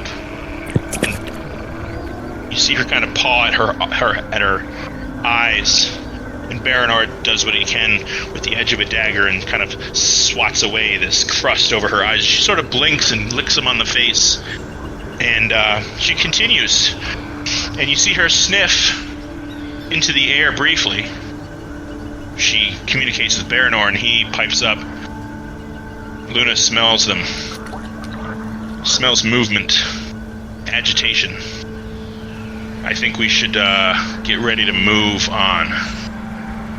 We're getting close, I think. The grasping ridge, the trees, everything about this place just feels evil. We better prepare, huh? Sounds. Oh, yeah. Yep. Alright. Suit up. All right, breakfast is had. It's brief, it's crunchy, it's not very flavorful. The dome drops. Would you like to do anything first thing in the morning? Just cast Alarm as a ritual to bring my arcane ward up. All right. Your magic kind of it flakes in and out of you as your ward. You feel this bluish energy. It sort of snaps in and out of reality. It's almost like you had to really push for your ward to get put up, and it's just uncomfortable here. Your joints are achy. Most of you have kind of a dull, throbbing headache.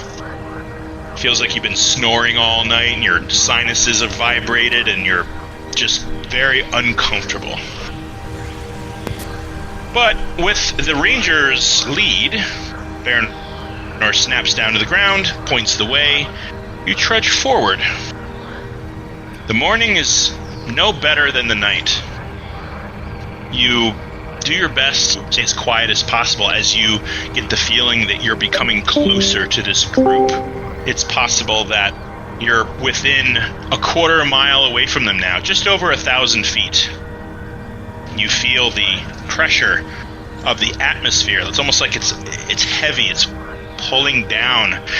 That sour smell. It's smelling very, very pungent and almost hot and cold within your nostrils at the same time. It's difficult to explain. You feel that your breath escapes as you try to breathe.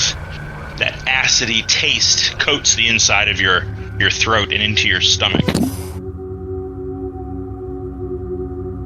Until you start to see more of these stone outcroppings, these ancient structures. They seem to grow taller, and you see the remnants of walls of stone that are being consumed by this yellowish green, plasticky looking webbing that sort of snakes up the sides. It's growing more and more prevalent, and you see that these structures have, the closer you draw in this morning, these structures are starting to gain these little pock marks all over the base. Little holes, almost like tunnels or wormholes. Some structures look straight up like Swiss cheese, just completely covered in little buried holes in the stone of these structures, until you see before you what looks like some kind of remnant of a cathedral or temple. Looks like perhaps only one wall has survived. What you see is this. Okay. The pools of water are starting to join and become large pools of water and ponds. And you can clearly see through the fog, the heavy, heavy fog and mist that permeates every portion of this place. You see the grasping ridge behind you, or in front of you rather, behind this structure. You can see though that the foothills of these mountains are still a ways off. What do you do here? Well, I guess if anybody needed religion right now, it'd be us. Yeah. There may be something in here that could help us out. Or maybe something that could kill us. Could be possibly where they bunkered down for the night. I'm not sure. Baranor and Luna both are going to shake their head. No. Okay. No. We sense them further ahead. I don't really know what this is. It's weird. It's by the way, it's heavily eroded. It's the very essence of a ruin. You don't see any complete window pane of glass. The very top of the structure is the most intact. As the water here is now getting to the point where you're about calf high, and it's starting to not sting the parts of your legs that are exposed to this water, but the water itself seems very sour. almost to an irritating state. And Like this poorly made structure is... lemonade. Yeah, this structure looks dissolved the further to the base you get. And it too has that green slime webbing climbing up the sides of it, but not very high. What do we want to do here? Well, I am inclined to take a look. You want to look at the structure? Yeah. Okay. Yeah, you can make a perception if you want to kind of stay from afar, or if you want to get up on its business, you can make investigation. Well, actually, I'm a little bit better at perception. Okay. 14. 14? 13, rather. Excuse me, 13. 13, alright. You're glad to sort of have the idea to check this out, and one or two of the others kind of volunteer to come with you, and you put your hand out like, no, I'm good. I got this. And the further away from them you get, the more relieved you feel, especially with how closer to the grasping ridge you walk. You have been feeling better and better the closer you came to your eventual destination. This is not lost on you. This is not happening without your consent or without your knowledge. You realize something is making you feel better the closer you go along. And you kind of make yourself about 50 feet away from the party, and you just study this thing. It's about 40 feet across. It's got a couple of arches that lead up to another set of arches that seem kind of broken at the top. Most of it has fallen into the swamp itself, but it does look old. It looks like it's been standing a long time. There are kind of stone outcroppings on either side of it. You can kind of get the feeling of what shape it was supposed to be, at least maybe how long it was. And being that you have been around the world at least enough to have seen a temple or two, you get the feeling that's maybe kind of what this was.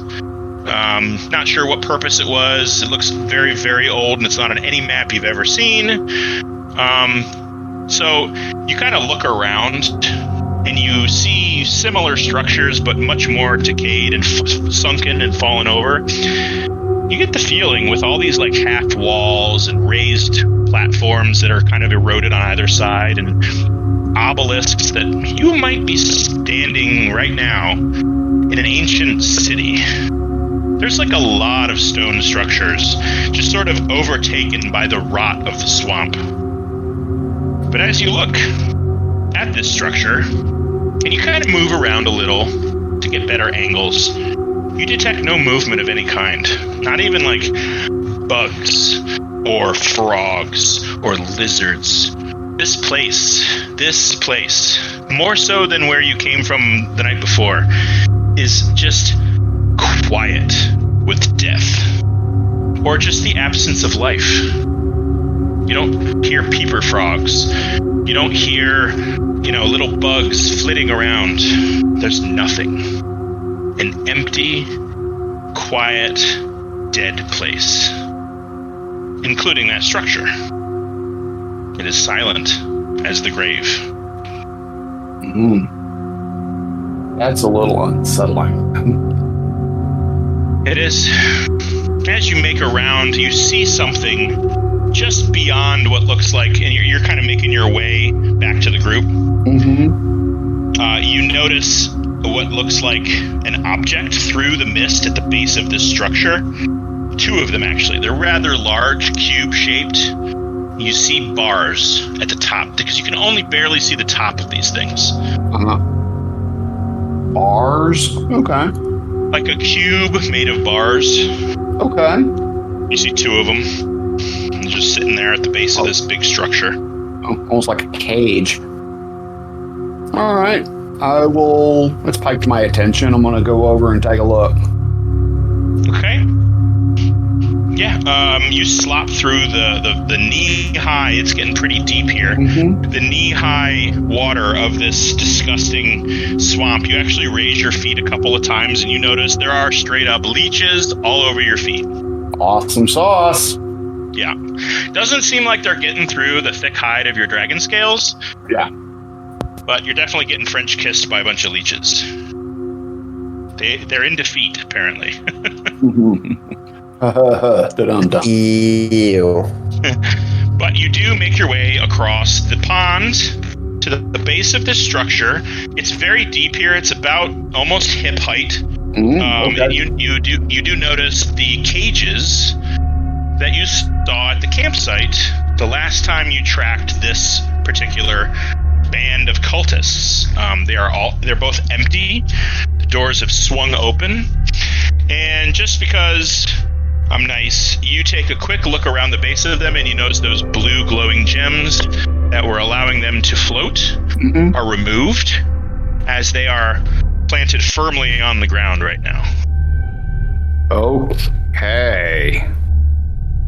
I will kind of motion for the rest of the gang to come on over here. Okay. Baranor, Luna, they all sort of trumpet their way over as quietly as they can. You do have to splish and splash, so I'm going to need a stealth check from everybody right now, as Baranor is definitely trying to keep quiet. I'm going to say he's definitely going to burn a pass without a trace. Yeah, I was about to say. Yeah. So you can mark that off, Steph, that he's going to cast pass without a trace. That's a plus 10 to everybody's stealth if you're within 30 feet, as you are making quite a bit of noise splashing around. Roll for Sir Thorsten. Shit, I forgot to fucking turn off disadvantage again.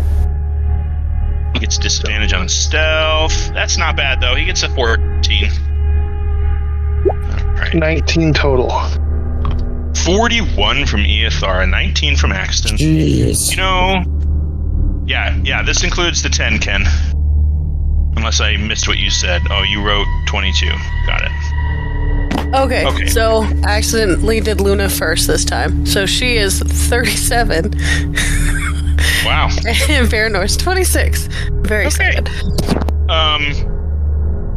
So guidance is, so Baranor, you got, or Barry, Axton got a 9. For a total of 19. For a total of 19. Yeah. So everybody did pretty good. Koza got a 15. All right, so I'm going to say Axton and Koza, both of you get your feet so stuck in the mud as you're trying to make your way through here that Koza, straight up, you realize that it's not mud. It is some long tentacled thing grabbing onto your foot. Oh, for fuck's sake. Yeah. And Axton, you splash and turn around and do your best to not make any noise, and you can see Koza is agitated by something under the water. It's grabbing your foot. What are you doing? In a minute, I'm going to make you roll strength. I'm going to try and slash at it with my moonglaive. All right, make an attack. Okay. Boink. You're going to make it at disadvantage. Shit. You can't see it. Well, then let me just roll one more time. See if you can do worse than a 7. Roll a 1. No. All right, yeah, it still has you, and at this moment, I'm going to need you to make a strength saving throw. And Axton, you notice that he's starting to get pulled underwater, as all of you are starting to notice this. He's really struggling in the water. Can I see what's pulling him? The water is murky and muddy. No, you cannot. And with a 10, Koza goes under the water, folks. Can I reach out quickly and try to pull him up? Yeah, go ahead and make you can make an athletics check. And that's going to roll against his strength, which is severe. Ooh, yeah, that's a 23. Guidance? I'm gonna telekinetically pull him up 5 feet. Okay. 10. A 10? Yeah, that fails. He's going to keep that 23 against your strength. Against Yuno's telekinesis, he's gonna keep that 23 for his strength save. So I believe that he's not affected by your telekinesis. Although you do, I'll give you this: you reach out with your magic to shove this thing off Koza, and you void this huge dome shape of water away from Koza's leg. trying to push this thing away, and all you catch is the water. But you can all see that there's this like 5-foot eel like wrapped around Koza's leg right now, and it's kind of got like a split mouth. It's fish-like, but it has this weird split mouth, and it looks like it's reaching around to grab him with its mouth. And then the water comes back. The water comes back and covers him up again, and Koza is underwater once again.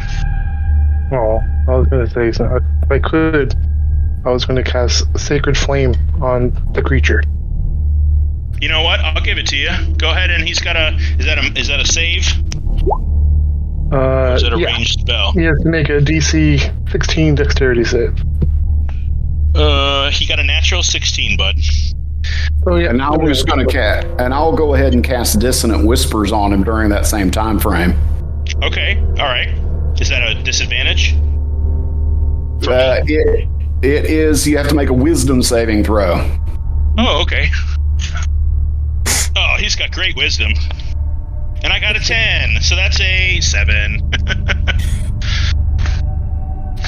4 points of psychic damage. How much? 4. Shitty 4 roll. points of psychic. All right, yeah. You definitely distract him away from wanting to bite at Koza.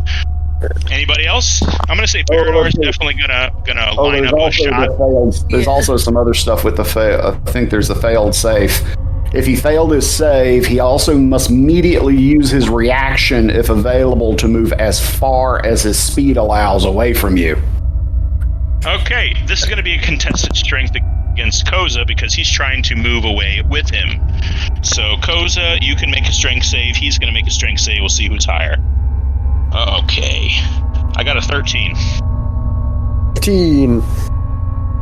15. All right, you're able to wriggle your way out from its grasp, and it's going to slink through the mud away from you. All right, haul ass up here this way, dude. Yeah, I'm going to, I'm going to do that, nope. Yep. Haul your purple grimacy ass up here.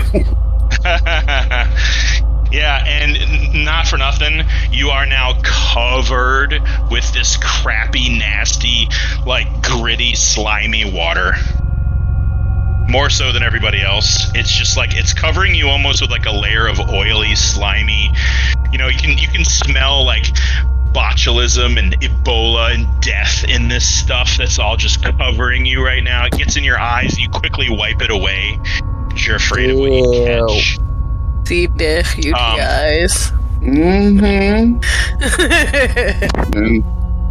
You got all sorts of shit we don't want.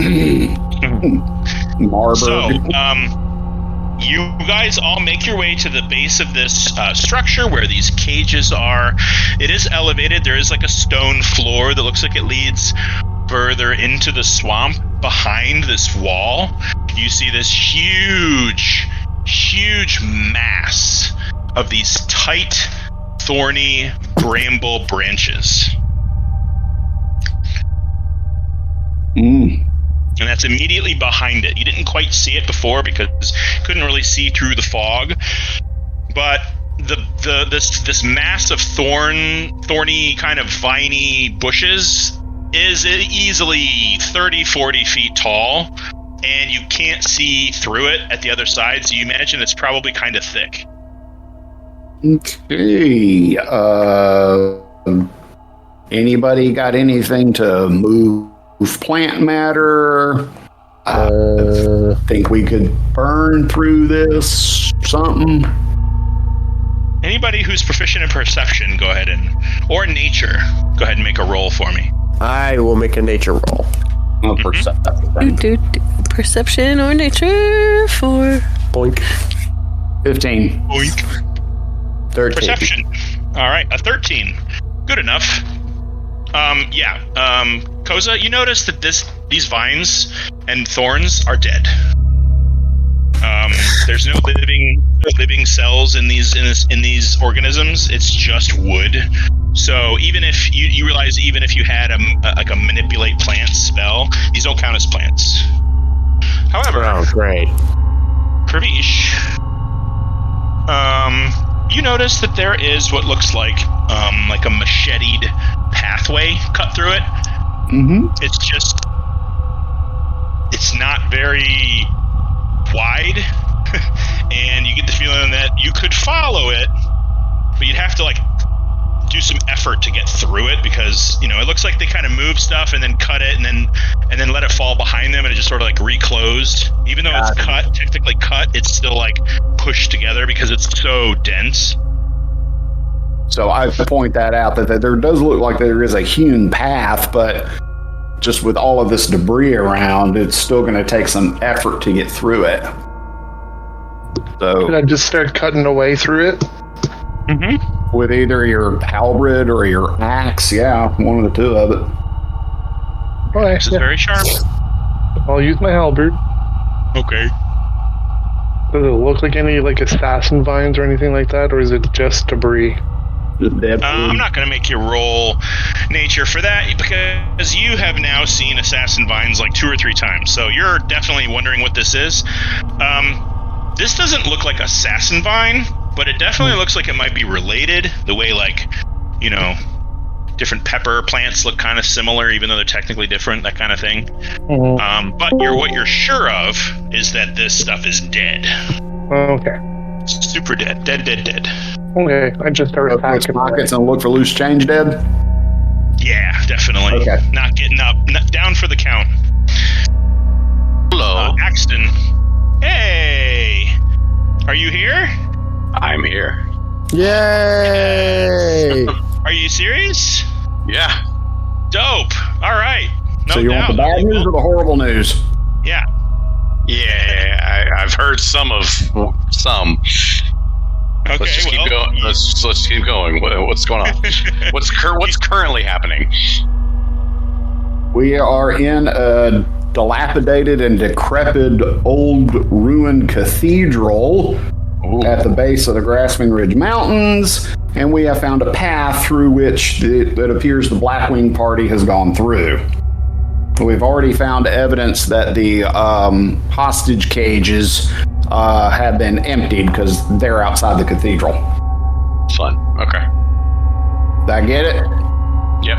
Wow. And you're standing in front of a huge, thick, difficult to see through, thorny, dead bramble bush wall. Okay. Par for the seems course. to- All right. Yeah, it seems to sort of go off in both directions. You for a while, it just kind of disappears into the swamp. Looks like it's either a wall or a real big ring around something. So, Axton, you chop into this bramble and immediately stop. You hear a voice. You're very perceptive. You're very observant, quite literally. You hear a hushed voice. Before you have a chance to really hear what it's saying, I'll give you a chance to react. It's kind of far away. It's maybe 100 feet away, you're not sure, but it's in the direction that you're going.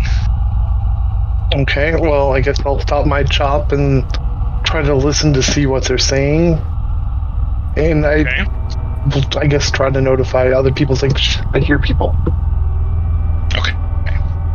So I'm gonna let your passive wisdom take control of this. What is the very top of your passive wisdom? 22. 22. Yeah, that's good enough. On the wind, you hear a hushed, panicked whisper clearly say, "Feed the guardian. We move below. Now." And this is when you all hear, yep, feed the guardian, we go below, and you all very clearly hear a panicked crying sound of what can only be described as a terrified teenage girl. Oh shit! You immediately hear a screech, a splash, and then silence. That's not good. Okay, time to go do some hero shit. Chop. Yeah, Go. let's go. Already running towards the sound. All right. Through a bramble, isn't it? Yeah, so anybody that wants to contribute to this can go ahead and make attacks. You don't have to roll, I just need damage. And when I get enough, I'll tell you what happens. It's auto hits because it's dead. Yep. Okay. 6 damage, alright. 6 for me. Athara, what are you slashing with? Dagger. That's 6 points of damage. You're making precise little slices. Anthem's Edge, yeah, you whip out Anthem's Edge and just start making ribbons of this stuff, one after another. The gleaming razor-sharp edge of your legendary weapon makes quick work. You start to find that path and widen it. Widening it. You know, you stab at it with your dagger. Everybody gets in on this. Koza is slashing this thing to ribbons with his moonglaive. Baranor with his wind razor. He's making your arms are moving twice as fast as everybody else until you guys chainsaw your way through what looks like 15 to 20 feet of this dense, heavily packed together, almost impossibly interwoven, thorny brambles. As you do, a wave of nausea waves washes over you as your stomachs all retch at this fresh new wave of odor, until you finally splash out the other side.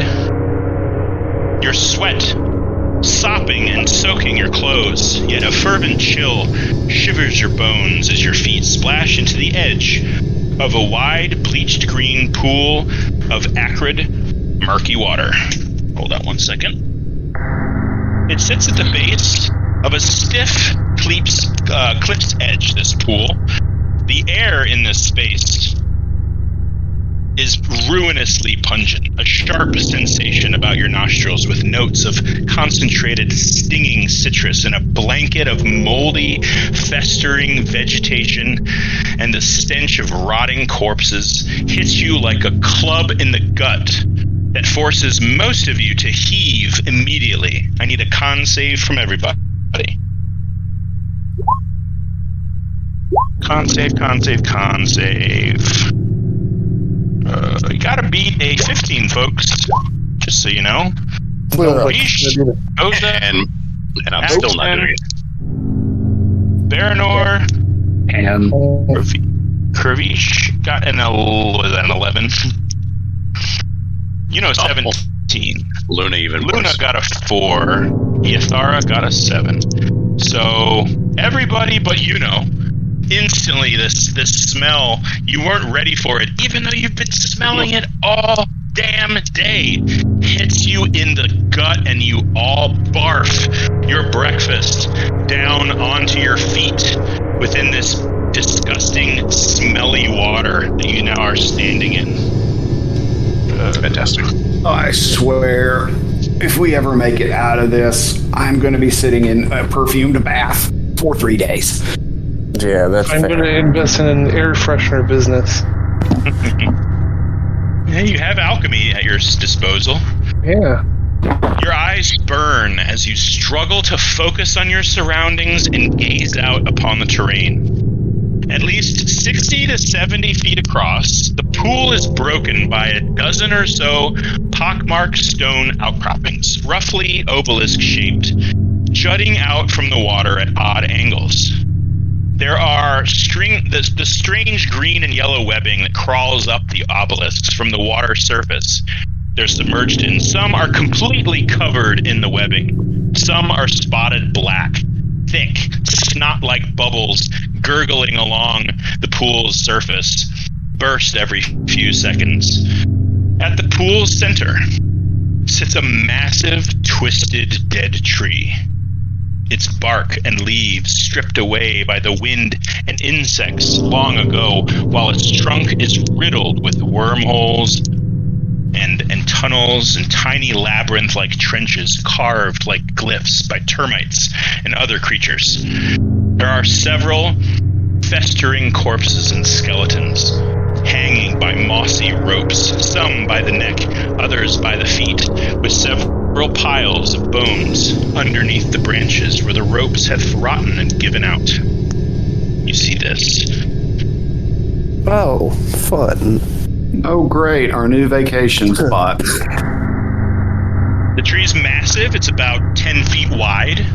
The root structure is rolls along the top of the earth, and it's got about 8 or 9, maybe 10 corpses hanging.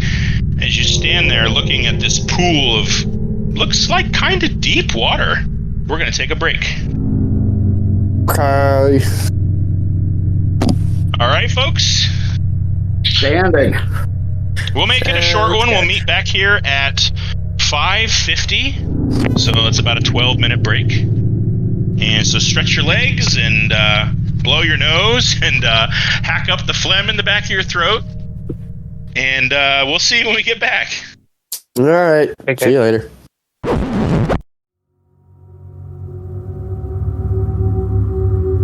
All right. So I am going to go ahead and put everybody on the map. You may all put yourselves at the very bottom of the map. Extreme bottom. Who are those of you who cannot? Me. Okay, I know this give me gives 1 me minute trouble.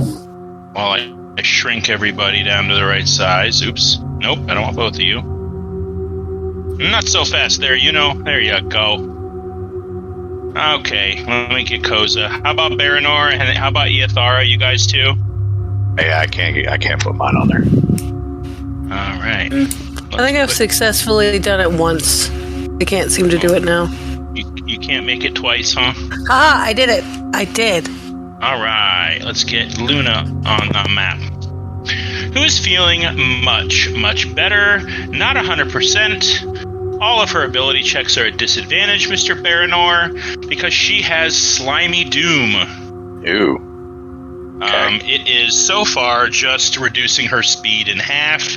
She's gotten a disadvantage on all of her abilities checks. It doesn't affect her attacks or anything. And she is being cured right now by Axton, who has found some of this mushroom that he's turned into something of like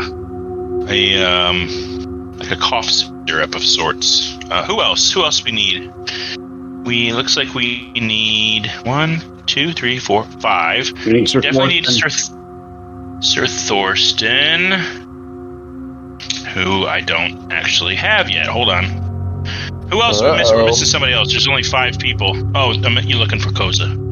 Koza. No, it's okay. Just give me a quick second, and I will get him. Session content. Let's see here. Save image as. Very good. Pictures is fine. Saved, and then bloop, bloop. All right, so here's where you all are. This is what you can see as you look at that picture. As you see these little stone outcroppings, they are all surrounded by what look like most of them are surrounded by like dirt. So it looks like anywhere near these decrepit, eroded statues, it seems like it's solid ground, not much of it, and the water looks pretty deep. So you can go ahead and choose where you'd like to be. There we go. There's Sir Thorsten. Actually, I'll put him next to Axton, the 2 heavy hitters. Maximize damage. And the first thing you all notice are these flying creatures about a foot wide, all over the place. They are flitting in and out, buzzing left to right. They're all over this map. More concentrated at the base of this tree, which you can see up here. It's surrounded by spikes and roots and dead bodies and various forms of decay. Some are skeletonized, some are not fresh. Kind of hard to tell because it's so humid and gross and cold up here. I feel like maybe it would be well preserved. But these little guys are all over the map. So, what do you wish to do? What are they? They're just these. Here, I'll make one bigger. They look like these little 4-winged mosquito little creatures. Stridges? Do I know what these are? Let's see. Without metagaming. Yeah. I don't know. Would Baranor know what a sturge is? His favorite enemies are Not sturges. It's just Beast. kind of beast. beast and monstrosities. Okay, yeah, go ahead and make a either a nature check or perception check, whichever you're better at, you're more proficient in, to see if you recognize what they are. Nature or perception, you said? Yeah, your choice. I'll make it smaller. Perception. Just kidding. It's Okay. All right. Yeah, you do recognize them as a sturge. I'll say that you, at the very least, know that they can sting you. Joy. You also recognize that they're not that big of a threat.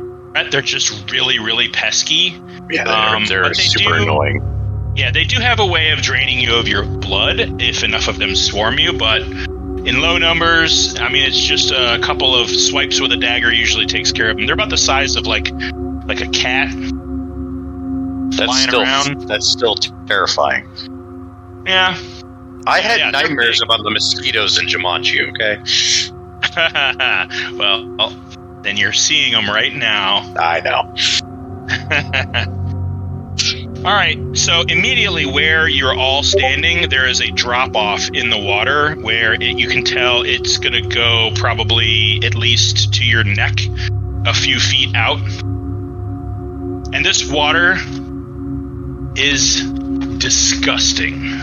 Absolutely disgusting. There is so little movement in this stagnant water. There's it looks like something far away by the base of the tree disturbed the water, but there's like an instant kind of solidification of any of those ripples, and then just these gurgled snot-like bubbles bursting at the surface every few seconds. Fun. What do you all do? I'm checking to see what jumping. For Luna, is that basically the equivalent of it? The second level of exhaustion?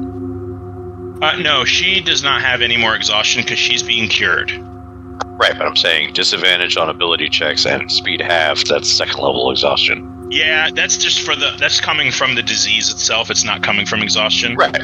Okay. I realize that. I'm just saying actually, yeah, same stats. Okay. I guess I'm going to try to Sacred Flame one of these guys. Okay. What's your range? I think it's 30 feet. You think it's 30 feet? Yeah, I'm getting the spell now. Okay, well, it's only 20 feet there, 25 feet, 30 there, 30 there. Anything past these guys, and you're going to have trouble. Okay. Sacred Flame 60 is foot a dex. range. Okay. Dex, you said? Okay. Yep. That's going to be an 18, bud. Okay, so nothing happens. They're pretty fast. You kind of launch this spray of kind of white hot flame at them, and they just kind of dance around it. It looks like it maybe singed one of their wings a little, but that definitely pissed it off because now it's going to make its way right at you. Okay, then I'll go into my bonus action tunnel defense fighting. Mm-hmm. And then Okay. I guess I'll wait for it to come. All right, it's going to beeline right for you. Go ahead and make your attack at it. Yeah. How do you know when a bee farts? How? It flies in a straight line.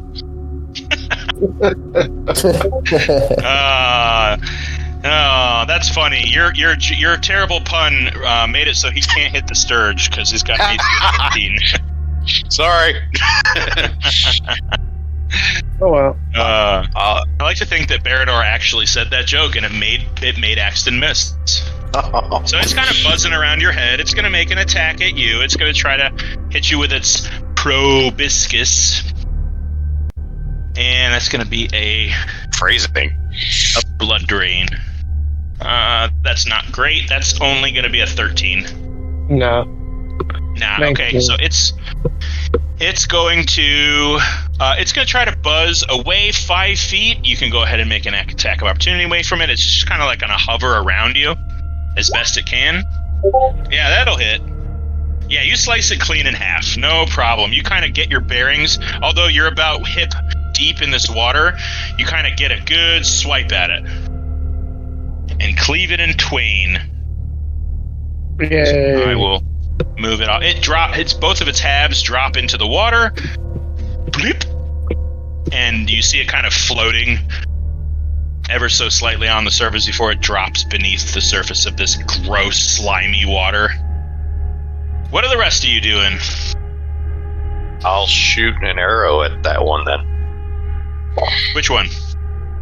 You vanquished it. Never mind. Then cut it in half. I'll shoot it at that one. All right, go ahead and make your attack. And as you do that, you're going to notice there are a couple more. Yay! Buzzing around, just sort of flitting around. My roll 20 dice are cursed. No, this place is cursed. Yeah. You go to fire and your eye, like you're just getting over this nasty swamp plague that you had. And you just as you're about to fire your arrow, you cough, and it just causes you to just barely miss this sturge right in the head. All right, well, second shot then. All right. There we go. 24. Which one you hitting? This one? Yeah, that one. Yeah, you stick it with an arrow, and it flies all the way over here and drops dead. And you see the arrow sticking out, and the arrow, it's funny, the arrow is kind of like rotating while it's pointing up as this thing just kind of like floats, and then the arrow slowly floats below the surface. Right next to this, there's actually this like large humanoid skull, like half out of the water. You can kind of see from like the bridge of its bony nose up to its head. The rest of it's just kind of submerged, just kind of lolling like in this weird floaty motion, just right in the middle, right next to the base of the tree. And the rest of these bugs just kind of move a little closer. I'm sorry, is this like formal combat now? Do we need to roll initiative or? No. Oh, okay. These are more constituting like a hazard than anything. Okay. I'm going to make a standing long jump to go from here to here. All right, go ahead and make your. That'd be an athletics or acrobatics, your choice. All right, we'll do acrobatics. Acrobatics.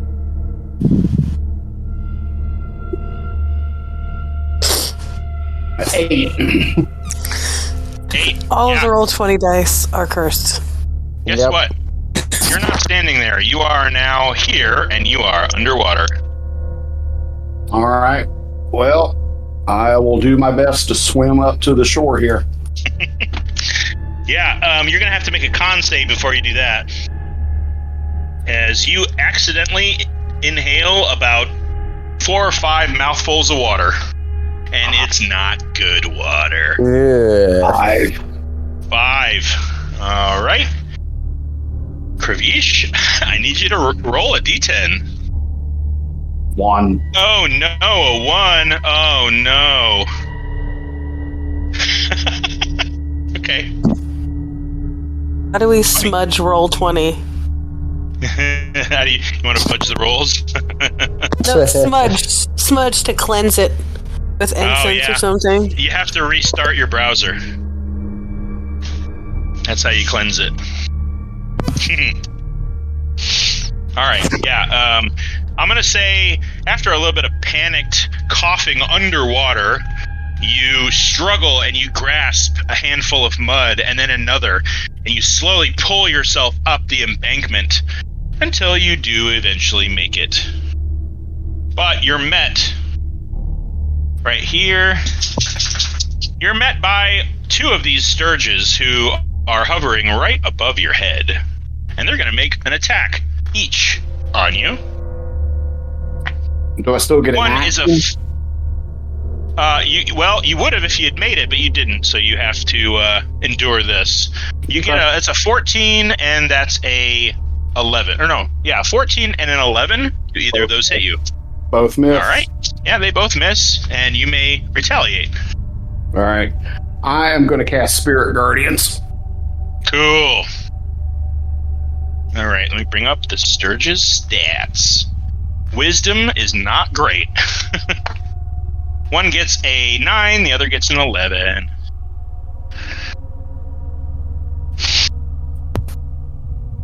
And you roll 2 dice for your attack for your damage because they only have 2 hit points.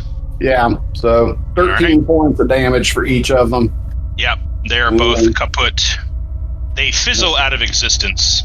Make sure I put my aura up 15 foot. So they float around you for 15 feet. Okay, make sure I get my... Do we get to see the aura too? I've never been able to see the aura. Yeah, I mean, they're like semi-transparent, semi-glowing little fairy pixies that sort of wisp around them, and anytime anybody gets near them, they just all dive bomb and start fizzling him. Fizzling the target with little sprinkle energy. Alright, well, let's see here. Koza, what would you like to do? And then Iathara and you guys are next. I am... Let's see. These things don't... Just based on what you've seen, they don't seem that dangerous. And you don't see currently any movement on the island of the dead tree. You don't see any sign of the people you were chasing. Okay. Let's see, how far away is this? Okay, I can get there. Alright, I'm gonna move over here and throw an ice knife at this guy. Alright, you're gonna move over there. How much... Okay, your speed is halved through here. This is all difficult terrain. I'll count this block if you're... Okay, then I'll make it... At all. Here. So, I'll make it to about there. So where's that? Yeah, right you're there. Underwater. Oh, jeez. Yeah, that's underwater. You really want to do that? You can. You can spend your turn underwater. We all have a breath measurement. A breath measurement. I'm gonna go over here. And then... Alright, that's gonna be a standing jump. I'm gonna need an athletics check from you, please. Okay. Or you can swim across. Your choice. Athletics. Good enough. Okay.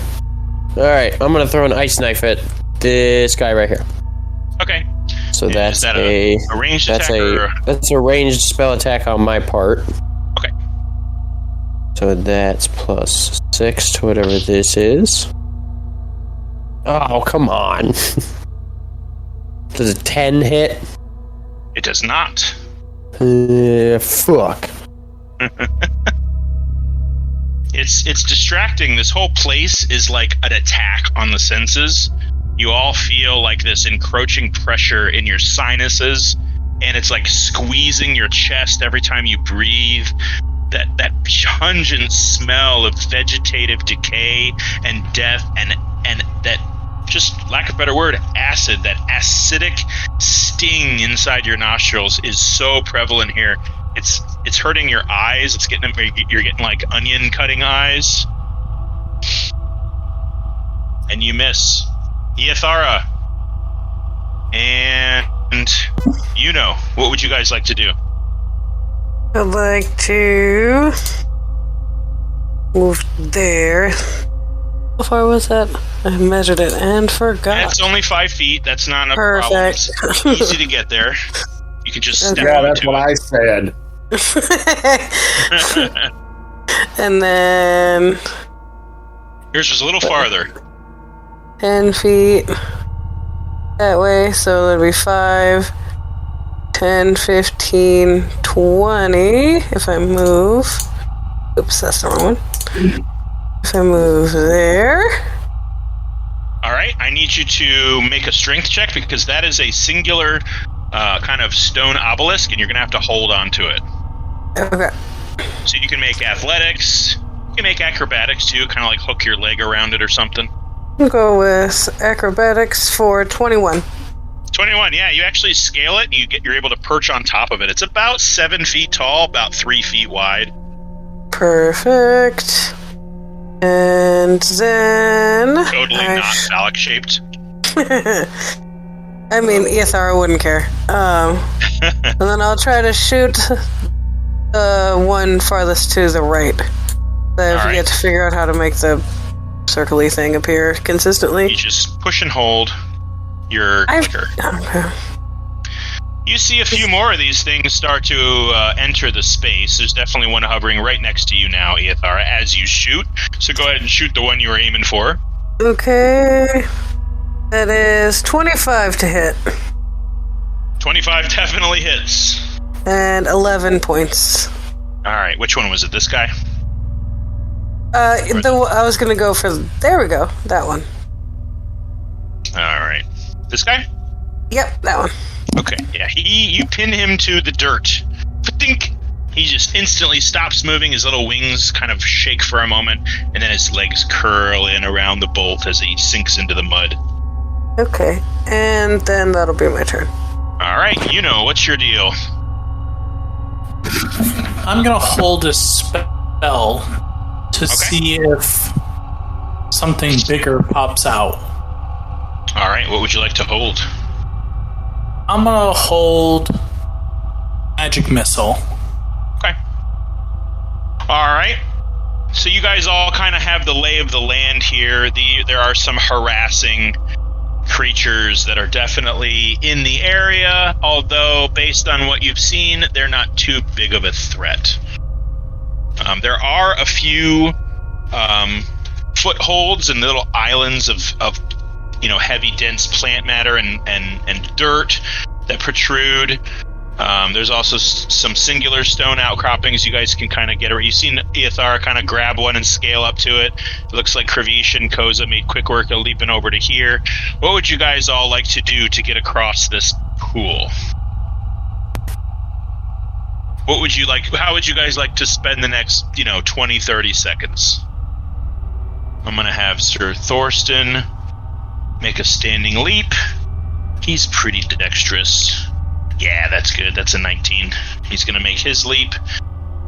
He is going to share space with Koza. Hello, old chap. Hello. And he is going to... he's going to take the plunge. He's going to swim all the way over here. And I'm going to make him roll con because he gets mighty wet and dirty. Yeah, it's pretty good. He got a 19 again. Good job, Mr. Thorsten. What are the rest of you doing? I'm going to cast Jump on myself. It triples my jumping distance. All right, where would you like to end up?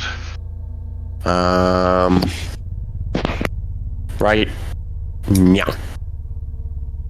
Don't need to roll. It's super easy for you to make that distance, being that you can jump pretty much almost double that. So you land on this squishy little island of dirt and slime and gross, just dredged up muck that's kind of coagulated into the only raised terrain here that doesn't cause you to swim through it. Who else? I'll try to move up. Okay. What would you like to do? If I can get to here, I guess. Give me a athletics check. You are heavy, and jumping is not easy. Athletics, you said? Yes, sir. Guidance. Here's my guidance. It's a good guidance. Bad roll. But for 12 of you, Good enough, though. So you kind of you take one of those swinging long jumps where it's like a standing long jump. You swing your arms. You use the weight of your momentum to propel yourself forward, and you hit the edge of this island, and you start to swing backwards and lose your balance just as Kravish is there, and you grab his arm. and you almost take you both in, but you catch yourself and land on solid footing. I'll move over a little bit more, and then Okay. If I can, I will use another one of those sacred flames on one of those mosquito things. Okay. Dex save from him. Again, that's natural 17 plus 3 is natural, or dirty 20. He's able to kind of buzz out of the way of this fire that you throw from it. He's going to move a little closer, but he's not going to get too close. Well, I'll then go into my defensive stance and then All right. be on my way. Okay. The pool is still. It's calm. Doesn't make it any better. But you're all standing here in the silence of this dead place. The bodies hanging from the tree, they sway ever so slightly. Ew. Wind? Is there wind? Is there a wind? Yeah, there's a very, very slight breeze. Very slight. But can I tell if the wind is what's moving the bodies, or something else moving? Make a weather check. make a weather versus swinging bodies physics check. Well, like, I'm like, do I see that the wind is the wind moving strong enough to move the bodies like it is, or is something on the tree? Yeah, they're is not something on the tree? Okay. Yeah, they're not swinging, they're just gently swaying. Okay. I didn't know if it was the bodies doing the swaying, or if the wind was, All right. pushing them. Okay. All right. I don't have any really good other transportation other than dimension door, so I'm going to take Axton over here, and I'm going to say we're going to break on through to the other side, if that's okay with you. Oh, that'd be perfect. Thank you. And Break on through to the other side. And we are going to go right here. Okay. Bloop. And Koza. Not Koza. The Kavish. Yep. Wrong K. And that guy has to make a wisdom save. Yeah, he fails. He dies. He fizzles out. All right. As you move around the base of this tree and stepping on these disgusting remains that have, it looks like there's about like a dozen bodies on this little island, and all of the rope that is around their neck is like decrepit and rotting. So it looks like there used to be several more bodies here, but over time they've rotted and like desiccated. They're all like shrink wrapped and mummified almost, and rotting and skeletonized. And then the ropes snap and they fall. But there's still other bodies here, and some of the rope looks newer than others. So it looks like people are hung here on a somewhat regular basis. You see the water start to. You say it's a popular little. place to hang out. Is that right? You know what? That was a great pun. So I'm going to say that Axton notices this first. The water begins to ripple right here. And you see that there's this large humanoid skull just sort of bobbing. And you notice it rise a little bit.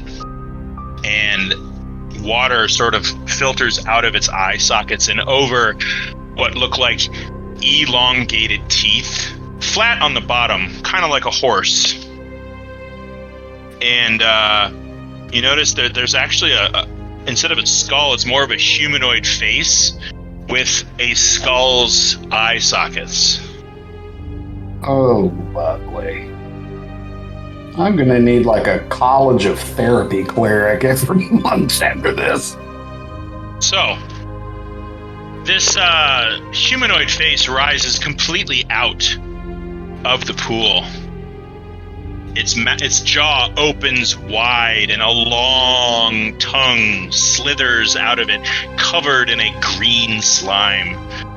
Its head and flesh is a pallid gray with a sort of a brushing of a pale, sickly blue across its top of its dome. And right next to it is another face that looks out at you and Axton.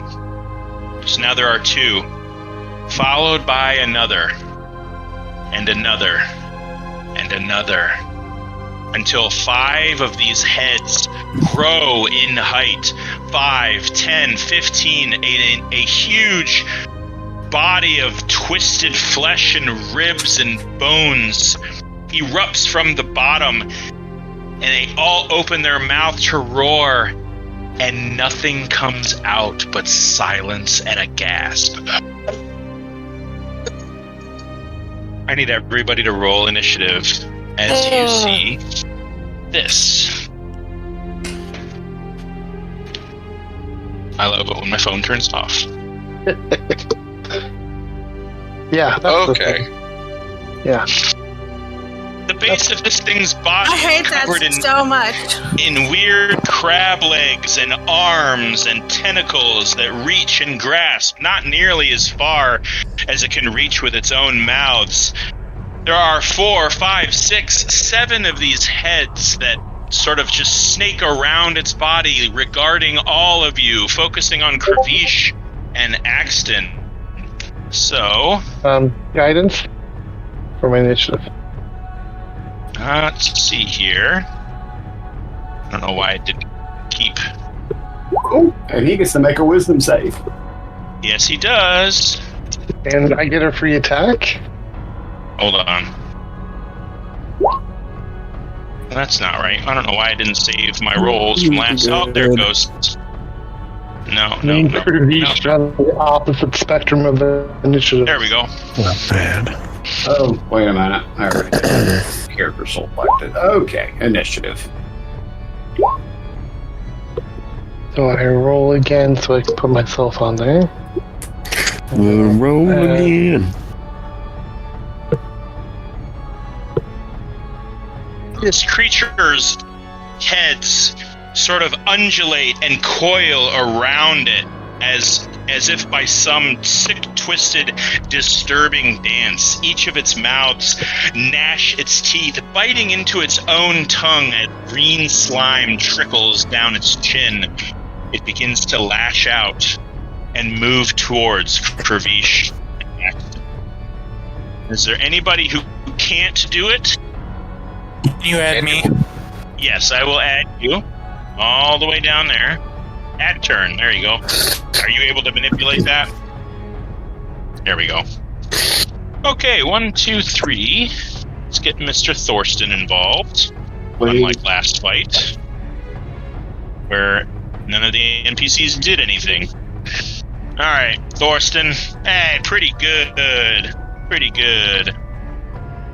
Alright, is that everybody? 1, 2, 3, 4, 5. Yeah, I believe so. 7. Yep. Alright. Bam. Alright, you're first. This thing is just super far away from you and writhing around. It looks like it's turning around to face off with Axton and Kravish. So first, I'm gonna unleash the magic missile that I had held. Okay. You can go ahead and roll that auto damage. That's gonna be 10 points. Okie dokie. And then I'm gonna huck a fireball at it because I don't think it's super dexterous. Okay. Going to shoot a fireball at the Nightmare Hydra. It's got to make a DC 17 save. Alright, give me 1 second here. Okay. DC, you said, what, 17? 17 for dex. Okay. That's pretty good. That's a 19, a natural 18 for a 19. Yeah, they're not super dexterous, but he rolled high. So he's going to take half, so 32 is full. So 16? I think that would be 7. Yeah, 16. Yeah, definitely. Not 17. Okay. I mean, you can do 6 points. That's fine. I'll take the extra. So what this thing does, as soon as you throw this fireball and this little mote of that red-orange energy leaves your fingertip, as soon as it detonates on this thing, all of its heads recoil real fast like a snail's eye stalks.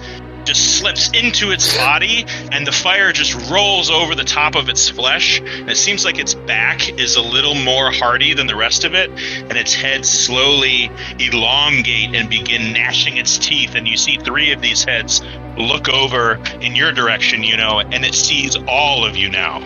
It almost looks like each one of you has a head that's looking at it, and then they switch. If one's looking at you, it'll look away, and another one will look at you. And it seems like it's constantly moving these heads around and trying to screech. All of the heads, the mouths are opening and gnashing their teeth, but you hear nothing but the splashy sounds of their slime-filled mouths just kind of gnashing their teeth. Sucking air in each of its mouths as it tries to lunge at all of you. All right. Any movement? Oh, stay right back here, away from Devil Monster.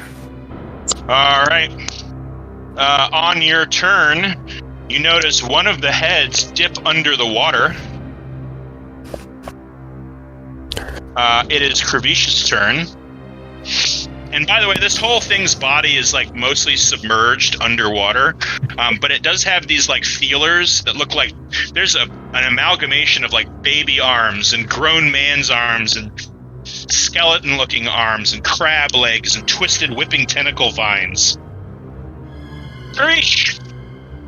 Before Kravish can go, because it raised out of the water within my attacking distance, do I get an attack of opportunity or no? Oh, absolutely you do. Yeah. Yep. A 16 with your halberd is enough to hit it. I'm going to make it a menacing attack. All right. Let's see here. Okay. 9 damage. You notice that it doesn't seem phased by your growl. Okay. So 9? Okay. 9 points. It still counts. You take a chop and hit right into its kind of one of its necks. It looks like you severed a artery, and it's leaking this black Icarus fluid all over its neck. And if it could scream, it would, because it just looks at you and its mouth gapes open. So, Krish. All right. I am it made its wisdom save. Just so you know, it made its wisdom save. It made it with a 19. Okay, so let me roll my damage. So 5. 5 points of radiant damage. 5 points of radiant damage. Noted. What would you like to do? I'm going to use my action to perform a counter charm. Okay. Let's see what that does. Is that a feat that you can display, or is it a spell? It's a skill. Let me pull it up. Okay. It's a bard thing. It's just a bard thing. All right. Okay. Until the end of your next turn, you and any friendly creatures within 30 feet of you have advantage on saving throws against being frightened or charmed. Awesome. Must be able to hear you. It is dead quiet where you are, except for the splashing sounds of all of your feet, so everyone will be able to hear you. What are you going to play? Fear the Reaper. And I'm just going to move over a little bit this way. All right. Don't fear the Reaper. Okie dokie. Axton, you can now go on your turn. Okay, I will go choppy with my halberd. Okay. On your attack, he is going to make a reaction. And he's going to try to catch your blade between his jaws. So you have disadvantage on your first attack. Disadvantage on my first attack? Okay. Yes, sir. Yeah. Yeah, that's still enough to hit. Cool. 15, massive. Yeah, you actually, definitely catches your blade in its mouth. It's just you cut deep into its jaw. You caught the pointy end. Yeah. Second attack. All right. 23 to hit. Dang. I'll use my action surge. Okay. Smoke them while you got them. 19 hits as well. Yeah, you're chopping this thing away. You actually hack through one of the heads, and the head drops down, or it's not a head. You chop its neck off, and its neck and head sploosh into the water, and you clearly see it swim away. My last attack will miss with a natural one. Yes, it will. I then go into my bonus action. Actually, instead of tunnel defense, I'm going to cast sanctuary on myself. What's that do? They have to make, no, sanctuary means that it has to make a wisdom saving throw in order to make a single attack against me. Okay, no problem. I'll put it in the chat. Got it. Well, it's going to have disadvantage against you because it is the Nightmare Hydra's turn. It was damaged by fire, so where Axon sliced it, it does not regrow 2 heads. However, it is going to lash out. It has 5 heads left. One of the heads slipped off and went under the water. Another head was cut off and is now gone. So it had 7, has 5. It's going to make 5 attacks. That's going to be 1 against Axton, 1 against Kravish, 1 against Koza, and it can actually reach Sir Thorsten. No problem. Wow. Can it reach anybody else? Nope. It's going to make attacks against all y'all. All right. Is it going to make attacks against jaws? Is it going to make attacks against the mosquitoes too? It is not. Does not care about the mosquitoes. Only going after you. All right, there we go. 5 attacks. So, tell you what. One of the attacks is going to attack. One of the heads is going to attack you twice. There, Kravish. Actually, not Kravish. Axon. It really doesn't like you. So I'm going to do 2 attacks at disadvantage. Well, actually, it's not disadvantage. They have to make a wisdom saving throw to even see if they can make an attack against them. All right, so it's 2 wisdom saves from the Nightmare Hydra. Not super good wisdom. One's a natural 20. One is a 14 plus nothing. So the 14 plus nothing has to choose to make an attack the else if it can. Or all right. Yeah, all right. So 3 attacks on Mr. Or 2 attacks against Kravish because it's going to choose to attack you instead. Lovely. Yeah. So let's go with the damage on the natural 20 against Axton. Is not that much. Let me see here. I need this. Come on, get out. There we go. Ooh, that's 14 points of slashing damage. And what is the deal with being frightened there, Kravish, with your aura? He just gets you get advantage against any saving throw against being frightened or charmed. All right. Yes. Well, let's do this. I'm going to attack 2 attacks at Kravish. Let's see if I hit. One is a 23. The other is a 19. Both do hit. All right. Kravish. Where'd it go? I just had it. There it is. Kravish, you take. Oh boy, 15 points plus. Oh, you take 7 more points of slashing damage.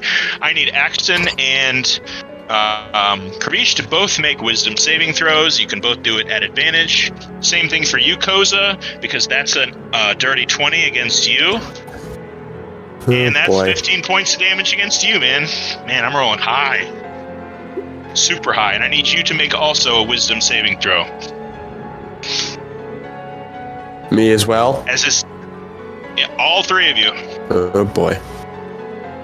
I kept my Right. Nice. And Axton, you got a 11? Well, Oh no, you got a 15. Okay. All three of you get attacked by this thing. It snaps its mouth out at you, and as it does, you can see deep into its deep, dark socket eyes. There are no eyes. It's almost like an infinite pool of blackness, and it just freaks you out for a moment, just as the pain of its teeth sinking into your flesh just rages through your arms and legs and shoulders that it grabs, but you shake it off, and you are now immune to this effect for 24 hours. oh my god. At least from this creature. Okay. But that is its turn. It ends its turn. Iathara, you are next. Okie dokie. I am going to bonus action, steady aim, so I can get advantage on my roll to hit with my crossbow. It's 28 to hit. Okay, that's definitely hits. So 8 plus 18 is 26. I'm going to re-roll a 1 or a 5. So it's 4, 26 plus 4, 30 points of damage. Holy crap. And that'll be my turn. God damn. Wow. That was a monster hit. Yeah, you basically, like, you sliced your arrow through what looked like an already damaged neck by what Axton was hacking off, and it loses a head, and it falls into the water. And again, Axton, you see it swim away. Okie dokie. Okay, Iathara, you gonna move, or you gonna stay on your little perch? Steady aim means I can't move. I'm moving allowed when you do steady aim. All right, Sir Thorsten is going to come up here. He's going to move. Let's see. He can definitely move. Oops, hold on. Move here. He is going to... let's see. He does not have reach with his sword. He is going to seriously just leap as far as he can and plunge his sword and hopefully stab it in the gut and, like, stay there with its sword stabbed in his gut while he, like, treads water. That won't be a bad idea, right? Let's see if he makes it. Oh, not so good with a natural 1. Alright, he's gonna end up tripping, falling, and being underwater drowned. Got a natural 1. Sorry, guys. It's I don't know okay. what it is with NPCs being totally useless. Koza, you are next. Okay. I am going to do what Koza does best, and I'm going to cast Moonbeam right on his face. But at 3rd level. Ooh. So I get an additional 1d10. What's he got to roll? What's he got to roll? He's got to make a Constitution save. Okay. And even if he passes, he still takes half damage. Pretty high con. Yeah, that's a natural 17 plus 5 is 22, 3, Yeah. 22. Still takes half damage. Ridiculously, yeah, your moonbeam, like, shines down on him through, like, this unnatural gap in the clouds above, and it just like, sizzles its skin, but it looks like its skin is, like, super tough and dense, and it doesn't look like it's hitting it as hard as you had hoped. That's going to be 9 points, though. Pretty good. This thing is bleeding profusely from its wounds. And then I'm going to hop over here because I still have jump. Boing. And can I do anything on my bonus action? I think so. I'm gonna cast Magic Stone and throw a rock at it. Go ahead and make a ranged attack with your. Rock. It'd be kind of a rock attack, so. Doink. An improvised weapon. This You're is not plus proficient, six. so it basically just be. Ooh, yeah. Does a 24 hit? How are you calculating that? It's a plus 6 because it's plus my spell modifier. Oh, it's literally like it's a throw a rock spell? Yeah. Okay. Well, yeah, that hits for sure. Okay. So that's 1d6 plus 3. That's a pretty good bonus That's action. 8 points of damage. Alright. And that will end my turn. Okay. Oh, my pen is dying. Damn it. I need a new pen. Conjure a new pen. Don't have a pen. I have a pencil. Pencil will work. Alright. Okay. That'll end your turn. Very good. It is the Sturge's turn. Alright, Koza. Ithara. And definitely Axton, you get one near you. Ravish, you get one flying over to you. Can I get everybody with one? I think so. This one's gonna move. What's their range? Oh, 10 feet, fly of 40, okay. Yeah, those two that just came in front of me die. Yeah, they do. Instantly. They're dead. None of them No. make it that close to you two at all. Yeah, I'll just take them over here now. I'll just go over here now. You have the ultimate, bug zapper. Mm-hmm. I can't wait till I get one of those. Rain ain't got nothing Yeah. on me. You know you got one coming for you. You got two coming at you, actually. No, this one's staying by Ethar. Okay, so basically everybody but Axton and Kravi are getting attacked by Sturges, so let's do this one at a time. You know the Sturge is going to stick you with its proboscis, or whatever you call that thing. Not great. That's only going to be a 13 to hit you. Ethara, an equally terrible roll. That's going to be a 14 against Ethara. Who else? Koza. And not Sir Thorsten, as he is underwater. Pretty good against Koza. That's going to be a 21. Yeah, that hits. Okay. So it stabs you in the shoulder with this foot-long kind of spike coming out of its beak. And Ow. it's gonna... You instantly start bleeding. So... Get out of there. You only take 4 points of blood loss. Ew. But it's stuck in you now, and it's actively drinking your blood. That's Ow, fucking quit it. gross. Alright. Sturge's turn ends, but on their turn, you notice this creature emerging from the water and diving towards you. Hada! One of the heads is right next to you now, but it doesn't do anything. Just kind of emerges right next to you with its maw opening wide, ready to strike. It looks like it's just one of these heads. Baranor, your turn. A lot of what I was trying to do. Okay. What'd you say? I said that changes a lot of what I was going to do. Ain't that a bitch? That is. Indeed. All right. Let me still ask. Okay. So, is this creature a 3x? Is it a 3x3 Yes. creature? It is Okay. huge. Okay. Do the heads count as their own targets? No. Just hitting it will remove some of the heads. It's random. Depends on how much damage you do. If you snipe it with steady aim and sing one of its heads off, then yes.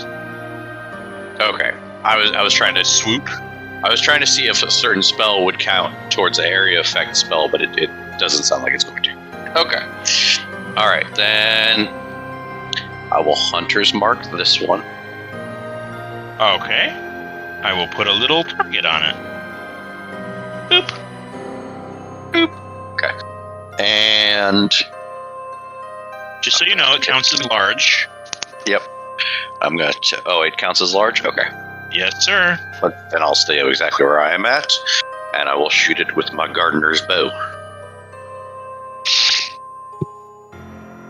See, it's large. Boogity boogity. Is it 15 hit? 15 is exactly what you needed. Nice. Okay. I will expend one of the charges of the gardener's bow. All right. So that is a... Oh, I thought I had it written down here. It's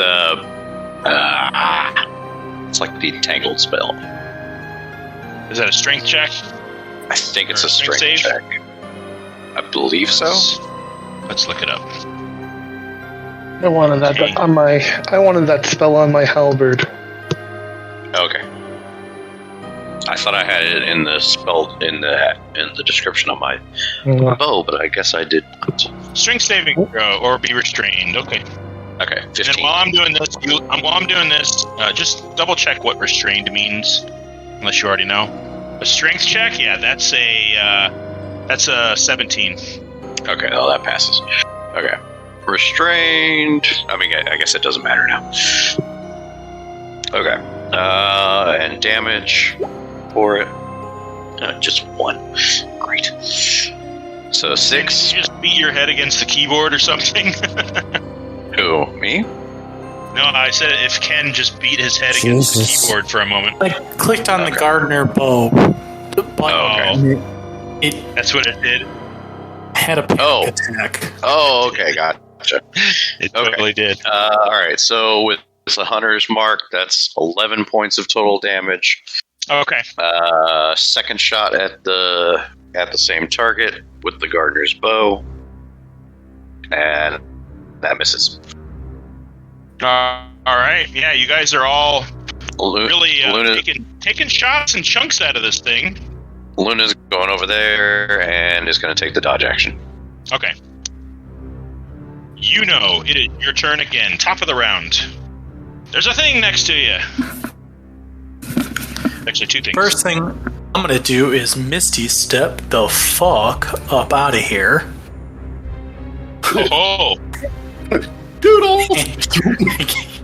Now, I will say, just so you know, if you were to go here, you would be out of its well-observed reach.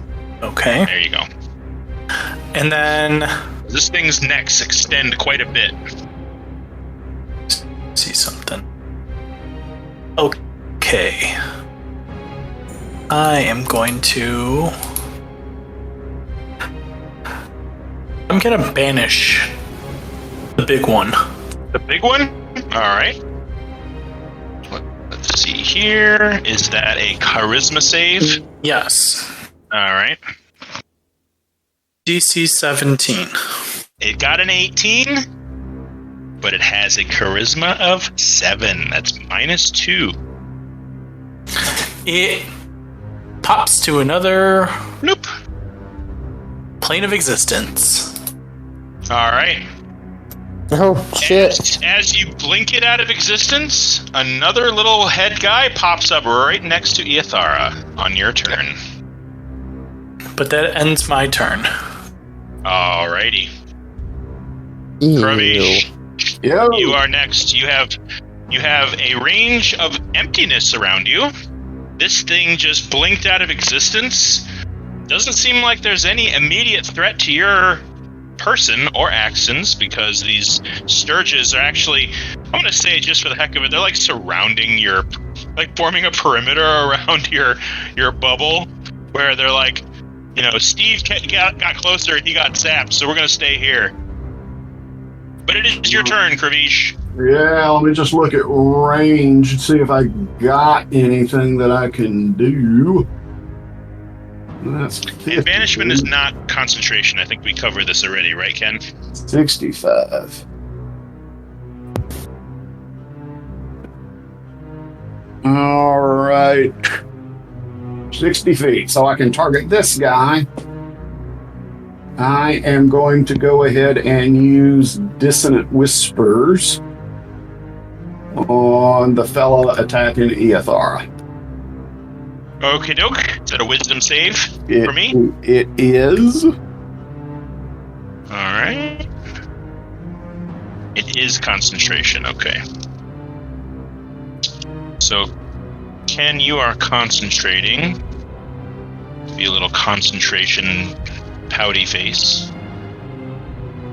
Sorry, wisdom, right? That is correct. That's a 19. All right, so he takes 3 points of psychic damage. 3 points. Okay. Good to know. All right, you want to move? You want to stay put? Actually, I'll move 5 feet over this way and kill those two. Yeah, they fizzle right out. Cozy, you watch those two sturges next to you just kind of get consumed by fairies until they're just little tiny bits of little flesh drop to the ground and they scatter again. Drop that one. I would look over at Kravish and be like, I'm glad you're on our side. Get rid of that one. That's 15, right.